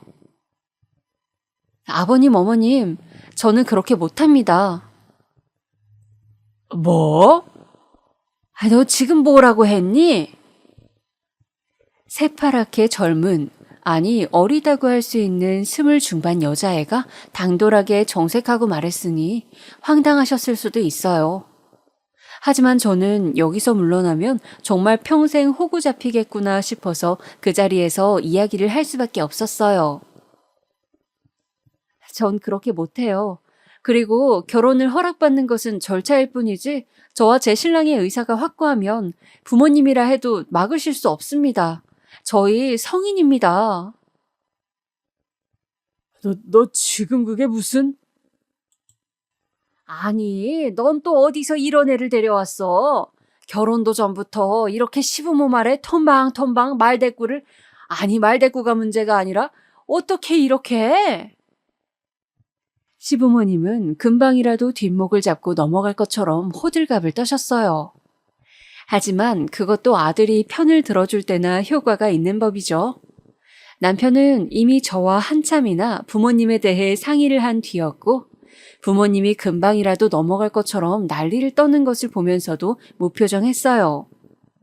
남편이 물끄러미 시어머니를 바라보니까 시어머니가 움찔하면서 시끄럽게 떠드는 걸 멈추시더라고요. 부모님이 뭐라고 하시든 결혼할 겁니다. 그럼 합가하고 네 월급 지금처럼 그냥 우리한테 주면 된다. 다른 말 할 거 없어. 다른 말 할 거 없이 제 돈은 제 거고 제 인생도 제 겁니다. 시아버지의 호통에 남편이 단호하게 딱 잘라 말했어요. 사실 남편도 그렇게 물렁한 성격만은 아닌데 그간 뭐가 옳은지를 아예 모르고 있었던 거였거든요. 시아버지와 시어머니는 난생 처음 보는 남편의 모습에 너무 놀랐는지 말을 잃은 채로 쳐다보고 계셨고 저는 속으로 만족스러워했죠. 시어머니와 시아버지는 아예 저와 남편이 설득의 여지가 없다는 사실을 알자 손을 떨면서 조금 있다가 의논하자고 하셨고 저와 남편은 의논할 일 없다고 매달 용돈은 저희가 정하는 만큼 드릴 거고 저희는 결혼할 거라고 하고 나와버렸어요. 그렇게 한 결혼이었어요. 시부모님은 그때 저희가 그렇게 말한 이후로 다시는 거기에 대해서 말씀을 하지 못하셨어요. 아마 평생 얌전하게 순종적이던 아들이 난생 처음 대들었던 것이 충격이었는지도 모르겠어요. 아마 저를 엄청 욕하셨을지도 모르죠. 나쁜 며느리년이 들어와서 아들 버릇 다 망쳤다고요. 하지만 그런 덕분에 저희는 합리적인 선에서 시부모님께 용돈을 드리고 저희 살림을 꾸려나갈 수가 있었어요. 남편의 월급은 많지도 적지도 않은 평균적인 수준이었기에 열심히 아끼고 모아서 정말 서울 외곽에 그럭저럭 낡고 작은 아파트를 사고 아이들을 키울 수가 있었지요. 겨울에 난방 덜 틀려고 집안에서 두꺼운 스웨터를 입고 슬리퍼를 신고 지내는 생활이 아주 익숙했죠. 저희는 아이들도 근검절약하는 생활을 익혀놓는 것이 좋다고 생각해서 어릴 때부터 그런 식으로 교육을 시켰어요. 하지만 시아주버님네는 전혀 그런 생활과 거리가 멀었어요. 시아주버님네는 아이들을 전부 조기 유학을 보냈는데 사실 애들이 공부도 못하고 버르장머리가 너무 없어서 유학이라도 보내면 좀 나을까 싶어서 보냈다더라고요. 시아주버님과 형님은 요즘 애들은 어려서부터 영어 공부를 시켜야 나중에도 행세를 할 수 있다면서 아이들 교육에 큰 열의를 보이지 않는 저희를 어리석다면서 비웃었어요. 저희는 좀 어이가 없었지만 그냥 그러려니 했어요. 아이들 교육이야 부모들 권한이고 저희가 뭐라고 할 건 아니었으니까요. 다만 저희한테 어찌나 잘난 척을 하는지 사실 좀 속에서 열불이 날 때가 많기도 했긴 했어요. 조카들이니까 그냥 참고 있는 거지 그 애들 사건 사고 칠 때 옆에 있던 저한테 전화해서 미주알 고주알 말하면서 자기가 죽겠다고 했던 걸 형님은 완전히 잊어버린 것 같더라고요. 이런 시댁이니까 요즘 사람들 같으면 다시는 안 본다고 하는 사람도 있었을지 몰라요. 하지만 저희는 좀 고지식한 부부라서 그래도 우리가 사람돌이는 꼭 해야 한다는 편이었죠.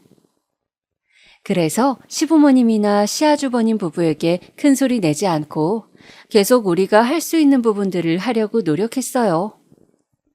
좀 무리한 걸 요구하더라도 그냥 우리가 할 수 있는 한도 내라면 그냥 하는 쪽으로 결정하고는 했죠.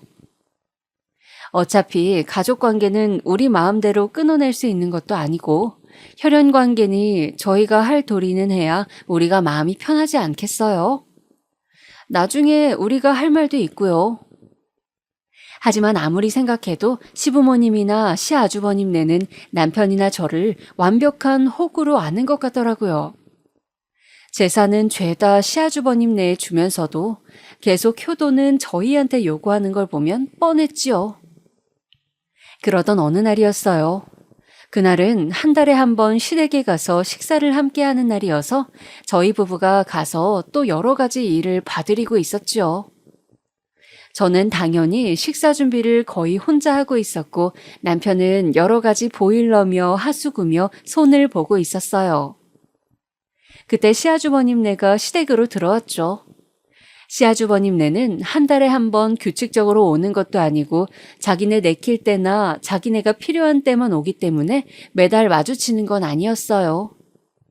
그런데 들어오는 시아주버님의 얼굴이 좀 어둡더라고요. 엄마, 아빠, 나 이번에 돈 좀 주셔야 해요. 아니, 무슨 일이냐? 얼마나 필요하길래 그래?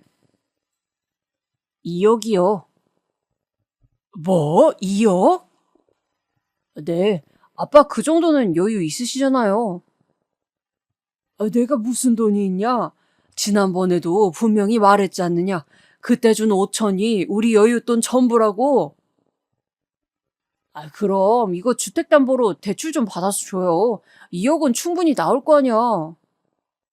이 녀석아, 그럼 우린 그거 못 갚으면 길바닥에 나가 앉으란 이야기냐? 그럼 이 아파트 팔아서 그 돈으로 우리 2억 주고 나머지 돈으로 빌라 사서 나가시면 되겠네. 이 녀석아! 시아버지는 시아주버님의 말에 이번에야말로 정말 화가 난 것 같았어요.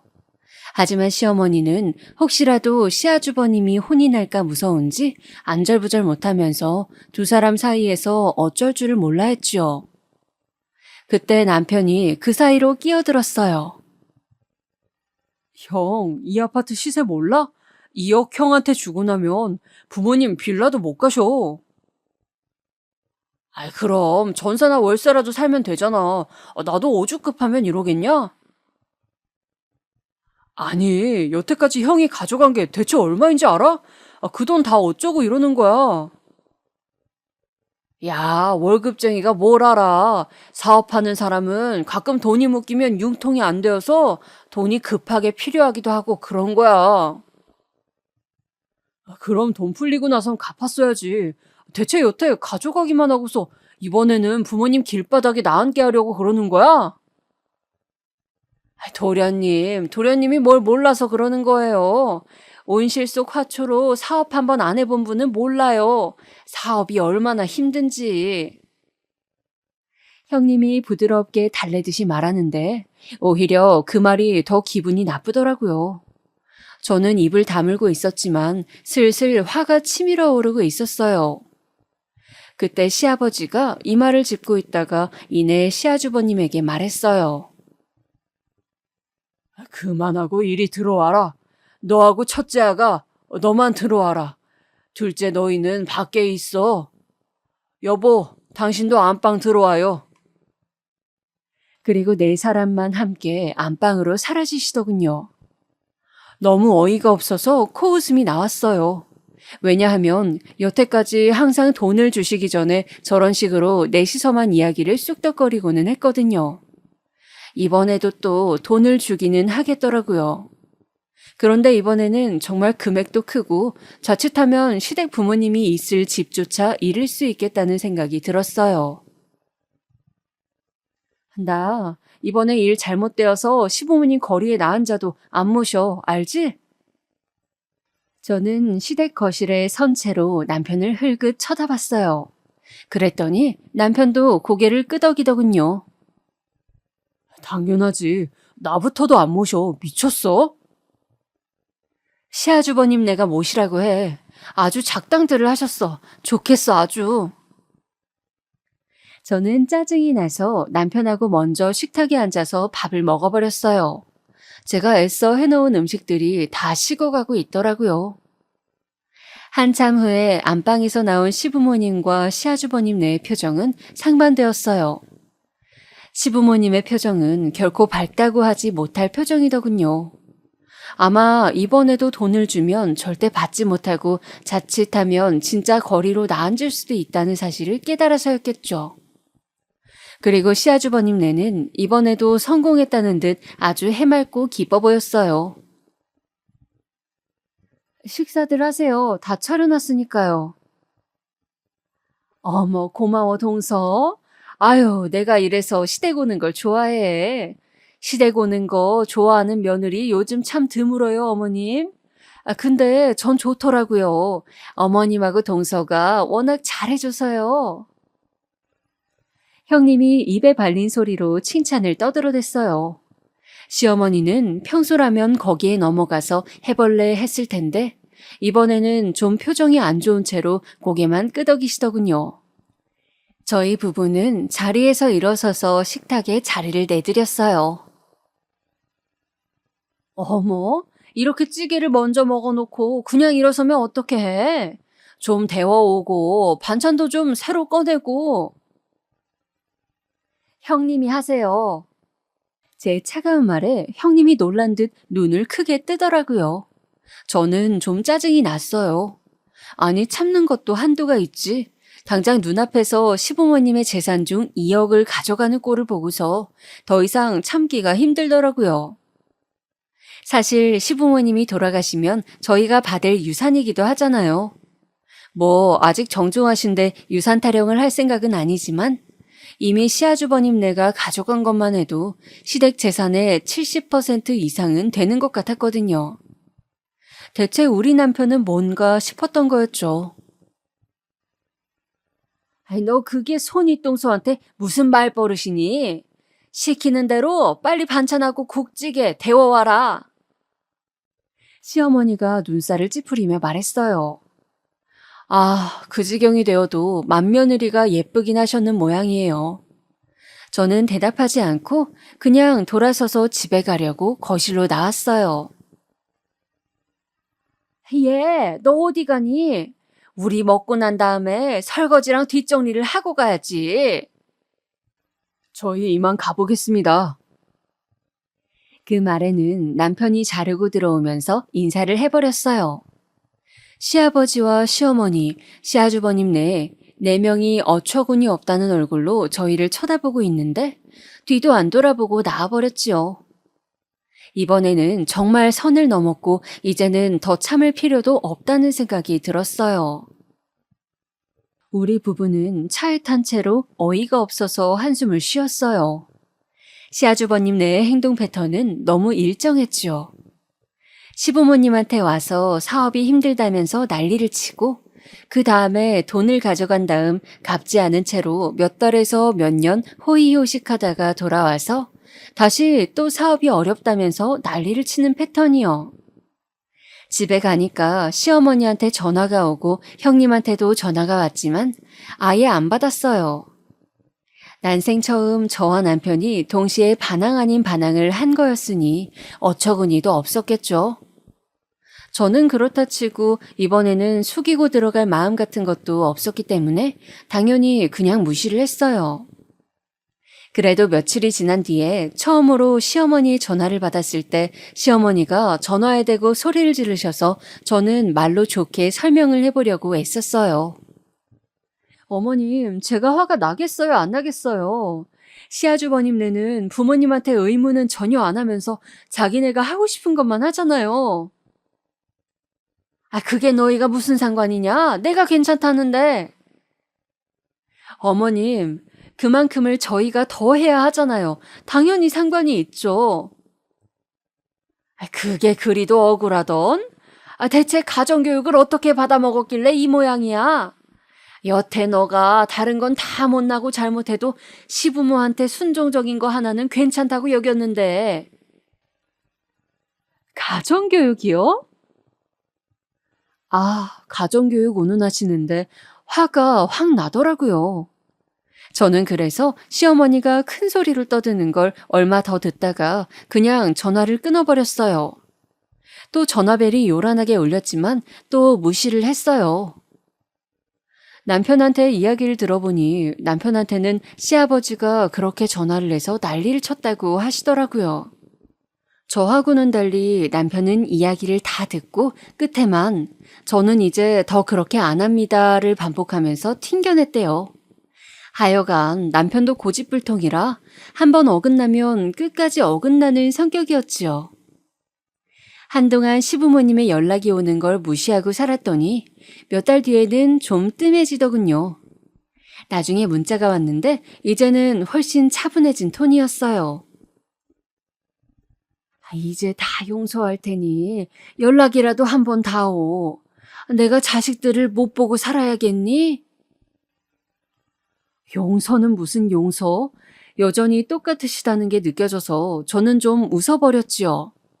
어처구니 없는데 그렇다고 이대로 평생 시부모님을 안 보고 사는 것도 좀 안 될 말인 것 같더라고요. 저는 좋지만 남편은 또 무슨 죄겠어요? 평생 부모님을 못 보고 산다니요. 제가 그렇게 말했더니 남편도 고민스러운 얼굴이었어요. 나도 안 뵙는 게 속이 편하긴 한데 그래도 사람 도리가 있는데 그렇지. 그러게 말이야. 벌써 안 뵌 지가 반년이 넘었더라고요. 괜찮을까 모르겠어. 지금쯤이면 우리가 얼마나 속상했는지 좀 아셨으려나? 내 생각엔 모르실 것 같긴 하지만. 저와 남편은 한숨을 쉬었어요. 다른 것도 아니고 너무 차별만 하지 말아달라는 것인데 시부모님이 저렇게 꽉 막히셨으니 도무지 어쩔 도리가 없더군요. 그렇게 시부모님을 다시 찾아뵈어야 하나 결정을 하지 못한 채로 몇 달이 또 지나버렸어요. 거의 1년이 되어가던 중에 남편이 문자를 하나 받았어요. 전화 좀 다오. 너희 어머니 건강이 안 좋단다. 시아버지의 문자였죠. 남편이 놀라서 전화를 했더니 시아버지가 그러셨대요. 너희 어머니 병원에 갔더니 심장질환이 있다고 한다. 척추 쪽도 안 좋다고 하고 지금 숨을 쉬기 힘든 상태야. 너희가 좀 간병을 해줘야겠다. 아니, 숨을 쉬기가 힘든 상태라고요? 그래, 그렇게 심한 것은 아니지만 간헐적으로 호흡곤란이 오고 있단다. 난 그래도 지금도 일을 나가야 하니까 평소에 붙어 있을 수가 없어. 일을 나가신다고요? 아버지가요? 그래, 그렇게 되었다. 아니, 무슨 일을요? 왜 나가세요? 그냥 소일거리 하면서 사시면 될 텐데. 그냥 심심해서 나가고 있다. 자세한 건 묻지 마라. 남편은 말문이 막혀서 생각해보겠다고 말하고서 전화를 끊었다고 하더군요. 남편이 집에 돌아와서 이런저런 이야기들을 해주는데 저도 머릿속이 복잡해졌어요. 남편이 부탁하듯이 저한테 말했고 저도 망설이다가 그냥 고개를 끄덕였어요. 사실 편찮으신 양반을 그냥 두고 간병 안 한 채로 있다고 해도 몸은 편해도 마음이 불편할 거였거든요. 그래서 저희는 그 주 주말에 시댁으로 갔어요. 몸이 많이 아프시다고 하니 몸에 좋은 것들을 좀 사가지고 먹을 것이랑 같이 가지고 갔어요. 시댁에서 어머님은 침대에 누워 계셨고 시아버지는 일을 나간다면서 곧 나가버리셨어요. 어머님, 일어나서 식사 좀 하세요. 몸이 튼튼해야 병도 이겨내죠. 그래요, 어머니. 일어나세요. 됐다. 지금 와서 너희가 무슨 선심 쓰듯 간병을 하겠다고 온 게냐? 너희가 그딴 식으로 나가버리고 나서 내 전화까지 무시해서 내가 화병이 도졌다. 이게 다 너희 때문이야. 시어머니는 저희한테 날카롭게 말씀을 하셨어요. 뭐 몸이 안 좋으시니까 저렇게 날카로워지실 수도 있죠. 저희는 이해하기로 하고 그냥 별말은 안 했어요. 시어머니도 말씀하시다가 호흡이 곤란해지니까 더 이상은 말을 못 이으셨고요. 저희는 말없이 그 사이 엉망이 된 시댁을 치우고 음식을 해서 놓았어요. 시어머니는 숨을 몰아쉬면서 저희를 노려보다가 저한테 그러시더군요. 너 둘째, 오늘부터 매일 와라. 와서 청소하고 식사 준비해. 제가요? 또 정이 뚝 떨어지려고 하더라고요. 몸이 아프니 염치도 그만큼 사라졌는지 시어머니는 이제 거리낄 것 없다는 듯한 태도셨어요. 그래, 이게 전부 너희 탓이니 당연히 너희가 책임져야지. 애비는 매일 나가서 일을 해야 하니 할 수 없지만 넌 집에서 놀면 뭐하냐? 와서 일해라. 저희 애들은 어쩌고요, 어머님. 저희 집 살림도 있는데. 너희 애들 이미 다 컸는데 핑계 대지 마라. 내가 네 나이 때는 시댁하고 내 살림 동시에 했어. 진짜 그때는 어이가 없더라고요. 아픈 분이니까 더 이상 말은 하지 말자 싶어서 애써 참고 문을 닫고 나왔는데 남편도 그 말을 다 들었는지 우라통이 터지는 얼굴로 거실에 앉아 있었어요. 남편은 대충 집안을 치우고서 곧장 다시 저를 데리고 집으로 돌아갔지요. 돌아가는 차 안에서 남편은 이상하다는 듯이 고개를 저었어요. 집이 너무 정리가 안 되어 있던데 꼭 돌보는 사람 없는 것 같이 말이야. 우리 아버지 성격 때문에라도 그냥 두지는 않으셨을 텐데. 혹시 여보, 아주버님네가 또 돈 요구한 거 아니야? 설마. 남편은 아무리 그래도 그럴 리가 있겠느냐는 듯한 얼굴이 되었어요. 하지만 저는 어쩐지 그게 맞는 것 같았지요. 생각해봐. 지난번에 2억 가져갔잖아. 그게 반년도 더 된 일이야. 그럼 또 돈 요구할 때가 되었긴 되었단 말이야. 그거랑 아버지랑 무슨 상관인데? 이제 생활비로 쓰시던 목돈까지 다 주셔서 더 생활비로 쓸 돈도 없으신 거 아니야? 그러니까 일 나가시는 거고. 그럴지도 모르겠다. 저희는 대충 상황은 짐작이 갔지만 그래도 남편의 부모님이신지라 간병을 그만두겠다는 말을 할 수가 없겠더라고요. 하지만 이것이 저희의 마지막 인내심이었어요. 저나 남편이나 한 번만 더 시댁이나 시아주버님이 이런 식으로 나오면 간병이고 뭐고 다시는 안 보고 살 마음이 점점 더 짙게 쌓이고 있었어요. 그리고 저희는 계속해서 시댁으로 시어머니 간병을 다녔지요. 그렇다고 해서 아무 일 없었던 것처럼 그 이전처럼 똑같이 순종적으로 굴지는 않았어요. 시어머니가 요구하는 것들의 절반 정도는 안 해드렸던 것 같아요. 그럴 때마다 시어머니는 거의 발작적으로 화를 냈지만 제가 신경 쓰지 않으니 뭐 하실 수 있는 게 당연히 없었죠. 그래도 여전히 시어머니는 저와 남편이 간병을 다녔기에 저희가 시부모님 말을 듣는 거라고 생각하셨던 것 같아요. 물론 그 와중에 시아주버님이나 형님은 단 한 번도 다녀가지 않으셨어요. 저는 사실 기대도 없었기 때문에 놀라지는 않았어요. 그런 사람들이 설마 병난 시어머니를 모실 리가 없었던 거였지요. 그런데 그러던 어느 날 시댁에서 시어머니 시중을 들고 있는데 벨이 울려서 나가보니 시아주버님과 형님이 서 있었어요. 두 사람 손에 과일 바구니가 들려있는 것을 보고 저는 이 사람들의 뜻을 눈치챘지요. 또 돈 모자라서 달라고 왔구나 하고요. 그때는 시아버지도 집에 계시는 저녁 시간이어서 시아주버님과 형님이 온 것을 보자 굳은 얼굴을 하고 나오셨어요. 네 어머니한테 전화로 이야기한 거 나도 들었다. 일단 안방으로 들어오너라. 아니, 또다시 그 패턴이었어요. 그렇게 당하셨으면 전 당연히 문전박대에서 내쫓을 줄 알았는데 말이에요. 그때 시댁에는 남편이 없고 저 혼자 있었는데 어떻게 해야 할지를 모르겠더라고요. 시아주버님과 형님은 저한테 인사를 하는 둥 마는 둥 하면서 들어가 버렸어요. 아, 형님이 지나치면서 한마디 비웃듯이 하기는 했네요. 고생하네 동서. 효심이 지극해서 동네 사람들이 칭찬하겠어 아주. 네, 그동안 한 번도 안 오시더니 오늘 오셨네요. 내가 그동안은 바빴어서 말이야. 사업하는 사람이라는 게 그렇거든. 형님은 피식 웃으면서 시아주버님을 따라서 들어갔어요. 안방에는 시어머니가 누워서 쉬고 있었으니 또다시 저를 제외한 그 네 사람이 모여서 쑥덕거리고 있는 거였지요. 저는 참을 수가 없어서 집에 있는 남편에게 전화를 해서 곧 오라고 했어요. 남편은 곧장 달려와서 대략 30분 뒤에 시댁에 도착해서 급히 들어오더라고요. 제가 턱으로 안방을 가리키자 현관에 있는 신발 숫자와 맞춰본 남편은 얼굴이 일그러졌어요. 사실 남편 입장에서도 얼마나 화가 나겠어요.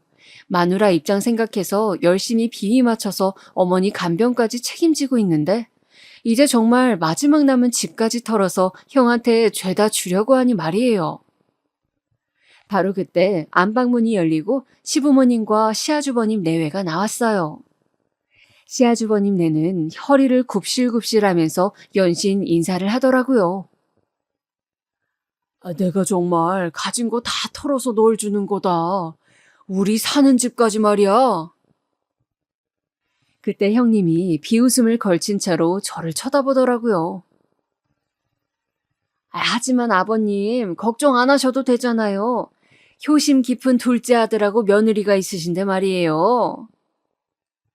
너무 어처구니가 없어서 순간 말이 안 나오더라고요. 시아주버님과 형님은 저희 눈치를 쓱 보더니 저희 얼굴이 울그락불그락하니 재빨리 인사하고서 도망가듯이 나가버렸어요. 그러더니 시어머니가 갑자기 저희를 안방으로 들어오라고 하시더군요. 시아버지는 속이 답답하다면서 담배라도 피겠다고 나가버리셨어요. 아마도 면목 없는 자리를 피하기 위해서가 아니었을까 생각해요. 그리고 시어머니는 안방에 앉아서 저희를 바라보셨어요. 너희 우리하고 합가해야겠다. 네? 전 정말 귀를 의심했어요. 저는 그래도 시어머니가 저희한테 어떤 상황인지 설명하려 부르신 줄 알았거든요. 그런데 시어머니는 아무런 이야기 없이 저희한테 일방적으로 통보하고 있었어요. 내가 아프니 너도 간병하러 오가기 힘들지. 집을 합쳐서 사는 게 도리다. 긴 말할 거 없이 우리가 너희 집으로 들어가서 살 거다. 당장 한 달 안에 옮길 거니까 그렇게 알고 안방 비워둬라. 어머님! 순간 기가 막히고 코가 막히더라고요. 그리고 순식간에 상황 파악이 되었어요. 시아주버님은 또 사업이 어쩌니 저쩌니 하면서 돈을 달라고 한 거였겠죠. 이미 이 아파트를 담보로 해서 내준 돈도 다 날려먹고 말이에요. 그런데 더는 그냥 줄 돈이 없으니 아파트를 팔아서 시아주버님에게 주고 부모님 두 분은 저희 집으로 들어오겠다 이 말이었어요. 저는 너무 기가 막혀서 코웃음이 나오더군요. 어머님, 시아주버님이 또 돈 가져가신대요? 또 달라고 하시던가요? 제가 처음으로 시아주버님 돈에 대해서 말한 거였죠. 시어머니는 그 말을 듣고 안색이 시뻘겋게 변하더니 꽥 소리를 지르셨어요. 그래, 장남이 집안 일으키려고 사업한다는데 부모된 사람이 그 정도도 못 해주겠니? 며느리인 너는 그런 문제에 입 대는 게 아니다. 어디서 버릇없이? 아니, 이제는 재산 나누어 주시는 거에 대해 뭐라고 할 때가 아니네요. 이제 다 날려먹고 저희 집에 들어와서 사시겠다고요? 들어와서 그 다음은 뭔데요? 우리 집 담보로 잡혀서라도 시아주버님네 주자고 하시게요? 이 버릇없는 것이? 그래, 네 남편이 동생이니까 형 하는 일에 돈 좀 대주는 것이 도리다. 여태까지 도리도 안 하는 걸 모른 척 해줬더니 이젠 이런 소리를 해? 나 참, 그래서 합가해서 우리 집 안방에 들어 누우시겠다고요? 그래, 이미 결정된 일이니까 쓸데없는 소리 하지 말고 집 치워둬라. 당장 한 달 안에 집 비우고 너희 집으로 들어갈 거니까. 우리 사는 동안 너희 애들 조용히 시켜. 어차피 애들 성인 되면 다 독립시킬 거 아니냐? 20살 애들이 뭘 한다고 독립을 시켜요. 어차피 공부도 잘하는 애들이라 서울 안 대학 갈 거고 그러면 집에서 다녀야지. 아무튼 우리 모시고 사는 동안 불편함 없게 해라. 왜요? 월에 한 500 들고 오시게요? 뭐야? 월 500 정도 주시지 않는 이상은 저 못 모신다는 말이에요. 500도 진짜 너무 허란 값이네. 그래도 그게 최대한일 것 같으니 이 정도로 해드릴게요. 그 말을 들은 시어머니는 몸을 부들부들 떨면서 저를 노려보았어요. 하지만 저는 그게 제 진심이었고 사실 월 500 준다고 해도 저 시부모님과는 같이 못 사는 게 맞았으니 물러서지 않고 노려보았죠. 시어머니는 갑자기 눈을 피하더니 울먹이기 시작했어요. 서럽구나, 서러워. 세상에, 나이 먹어서 몸 아픈 것도 서러운데 이제 자식 며느리가 박대까지 하다니. 돈 없으니 부모 대접도 못 받는 게 이게 정말 맞는 거냐? 너희가 어쩌면 이렇게 매정하게 부모를 내칠 수가 있니? 시어머니가 서럽게 우는데 정말 너무 가증스럽고 너무 어처구니가 없더라고요. 아니, 그 오랜 시간 저희가 그렇게 애써서 노력한 것은 싹 다 무시를 해놓고서 저희한테 얹혀가려고 합가를 하려고 하다니 그거 거절했다고 완전히 개망나니 자식 취급이라뇨. 남편 역시 정말 말로 할 수 없는 얼굴을 한 채로 시어머니를 보고 있더라고요. 사실 남편의 심정이 가장 복잡했겠죠. 잘하면서도 계속 차별을 받아온 당사자이기도 하고 그럼에도 계속 부모님께 사람된 도리는 하고 살려고 노력했던 사람이기도 했으니까요. 저는 남편이 너무 안쓰러워서 가슴이 아팠어요. 시어머니는 저보다는 그래도 남편한테 기댈 수 있다고 생각했는지 남편을 보면서 울더군요. 얘 둘째야, 내가 널 어떻게 키웠는지 알기는 아는 거냐? 네가 나한테 이러면 안 되는 거란다.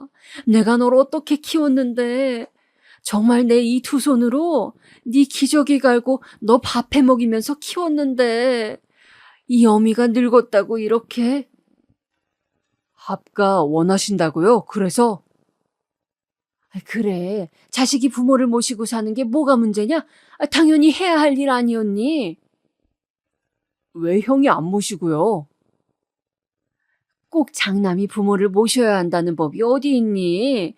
요즘 세상에 그런 건 없다. 지금 너희가 가장 상황이 좋으니까 같이 살자는 것뿐이야. 남편은 그 말에 헛웃음을 흘렸어요. 그러더니 차가운 얼굴이 되어서 시어머니를 노려보더라고요. 제발 우리 가족끼리 잘 살게 저희 좀 내버려 두세요. 정말 다시는 안 뵙고 싶네요. 뭐라고? 시어머니는 그동안 순종적이던 남편이 하는 말에 충격을 받은 듯 얼굴이 실룩거렸어요. 다시는 안 뵐 수 있게 어딘가 저 멀리로 꺼져주시라는 말씀이에요. 이 아파트 팔아서 형한테 줘서 어머니 아버지가 길거리에 나앉든 말든 저하고는 아무런 상관이 없는 일이니까요. 그걸 저한테 책임지라고 하지 마세요. 전 이제 할 만큼 했으니까. 남편은 저보다도 더 매몰찬 말투로 말하고 자리에서 일어섰어요. 시어머니는 너무 당황스러운지 남편의 바짓가랑이를 붙들려고 했지만 남편은 몸을 피해버리고서는 저의 손을 잡고 곧장 시댁을 나와버렸어요. 저희는 집으로 와서 한참이나 둘이 속풀이를 했어요. 술을 사다가 까고서 치킨을 배달시켜서는 둘이 그간 시부모님의 행동에 대해 미친 듯이 깠지요. 남편은 이제 완벽하게 정이 떨어져 버려서 더 이상은 부모님을 보지 않겠다고 말했어요. 저는 그렇게 도리를 챙기던 남편이 저렇게 될 때까지 얼마나 많은 고민이 있었을까 안쓰러웠지만 우리 가정을 지키려고 하는 남편의 의지가 느껴져서 더욱이나 고맙기도 했지요. 그 후로 당연히 시부모님한테서 전화가 엄청나게 왔어요. 그건 예상하고 있었기 때문에 저희는 연락처를 차단했는데 어느 날은 집 앞에까지 찾아와 계시더라고요.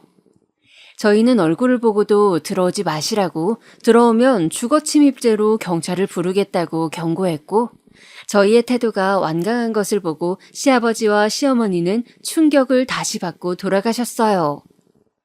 그러니 당연히 갈 곳이 없어진 시부모님 역시 아파트 파는 것을 다시 한번 망설이게 되었던 거죠. 한 달 안에 아파트를 파는 것도 완전히 급급매로 내놔야 어떻게 될지 말지인데 망설이는 사이에 한 달은 훌쩍 지나가 버렸어요. 그 후에 시아주버님한테 전화가 와서 소리를 지르더군요. 너희들 때문에 내가 빚을 못 갚았잖아. 이 빌어먹을 것들. 아, 그러셨구나. 저는 더 이상 들을 가치도 없는 것 같아서 전화를 끊어버렸어요. 아마도 시부모님은 아파트를 파는데 실패했고 시아주버님은 급한 빚을 갚지 못해 난리가 난 모양이었죠. 그래서 오랫동안 시달리던 시댁 시집살이에서 벗어났으니 저야 좋은 일이었어요. 다만 부모님을 평생 안 보겠다고 결정한 남편은 좀 안쓰러웠지만요. 그래도 한편으로는 또 남편도 홀가분한 것 같더라고요. 제 사연은 여기까지입니다. 즐거운 시간 되셨기를 바랄게요.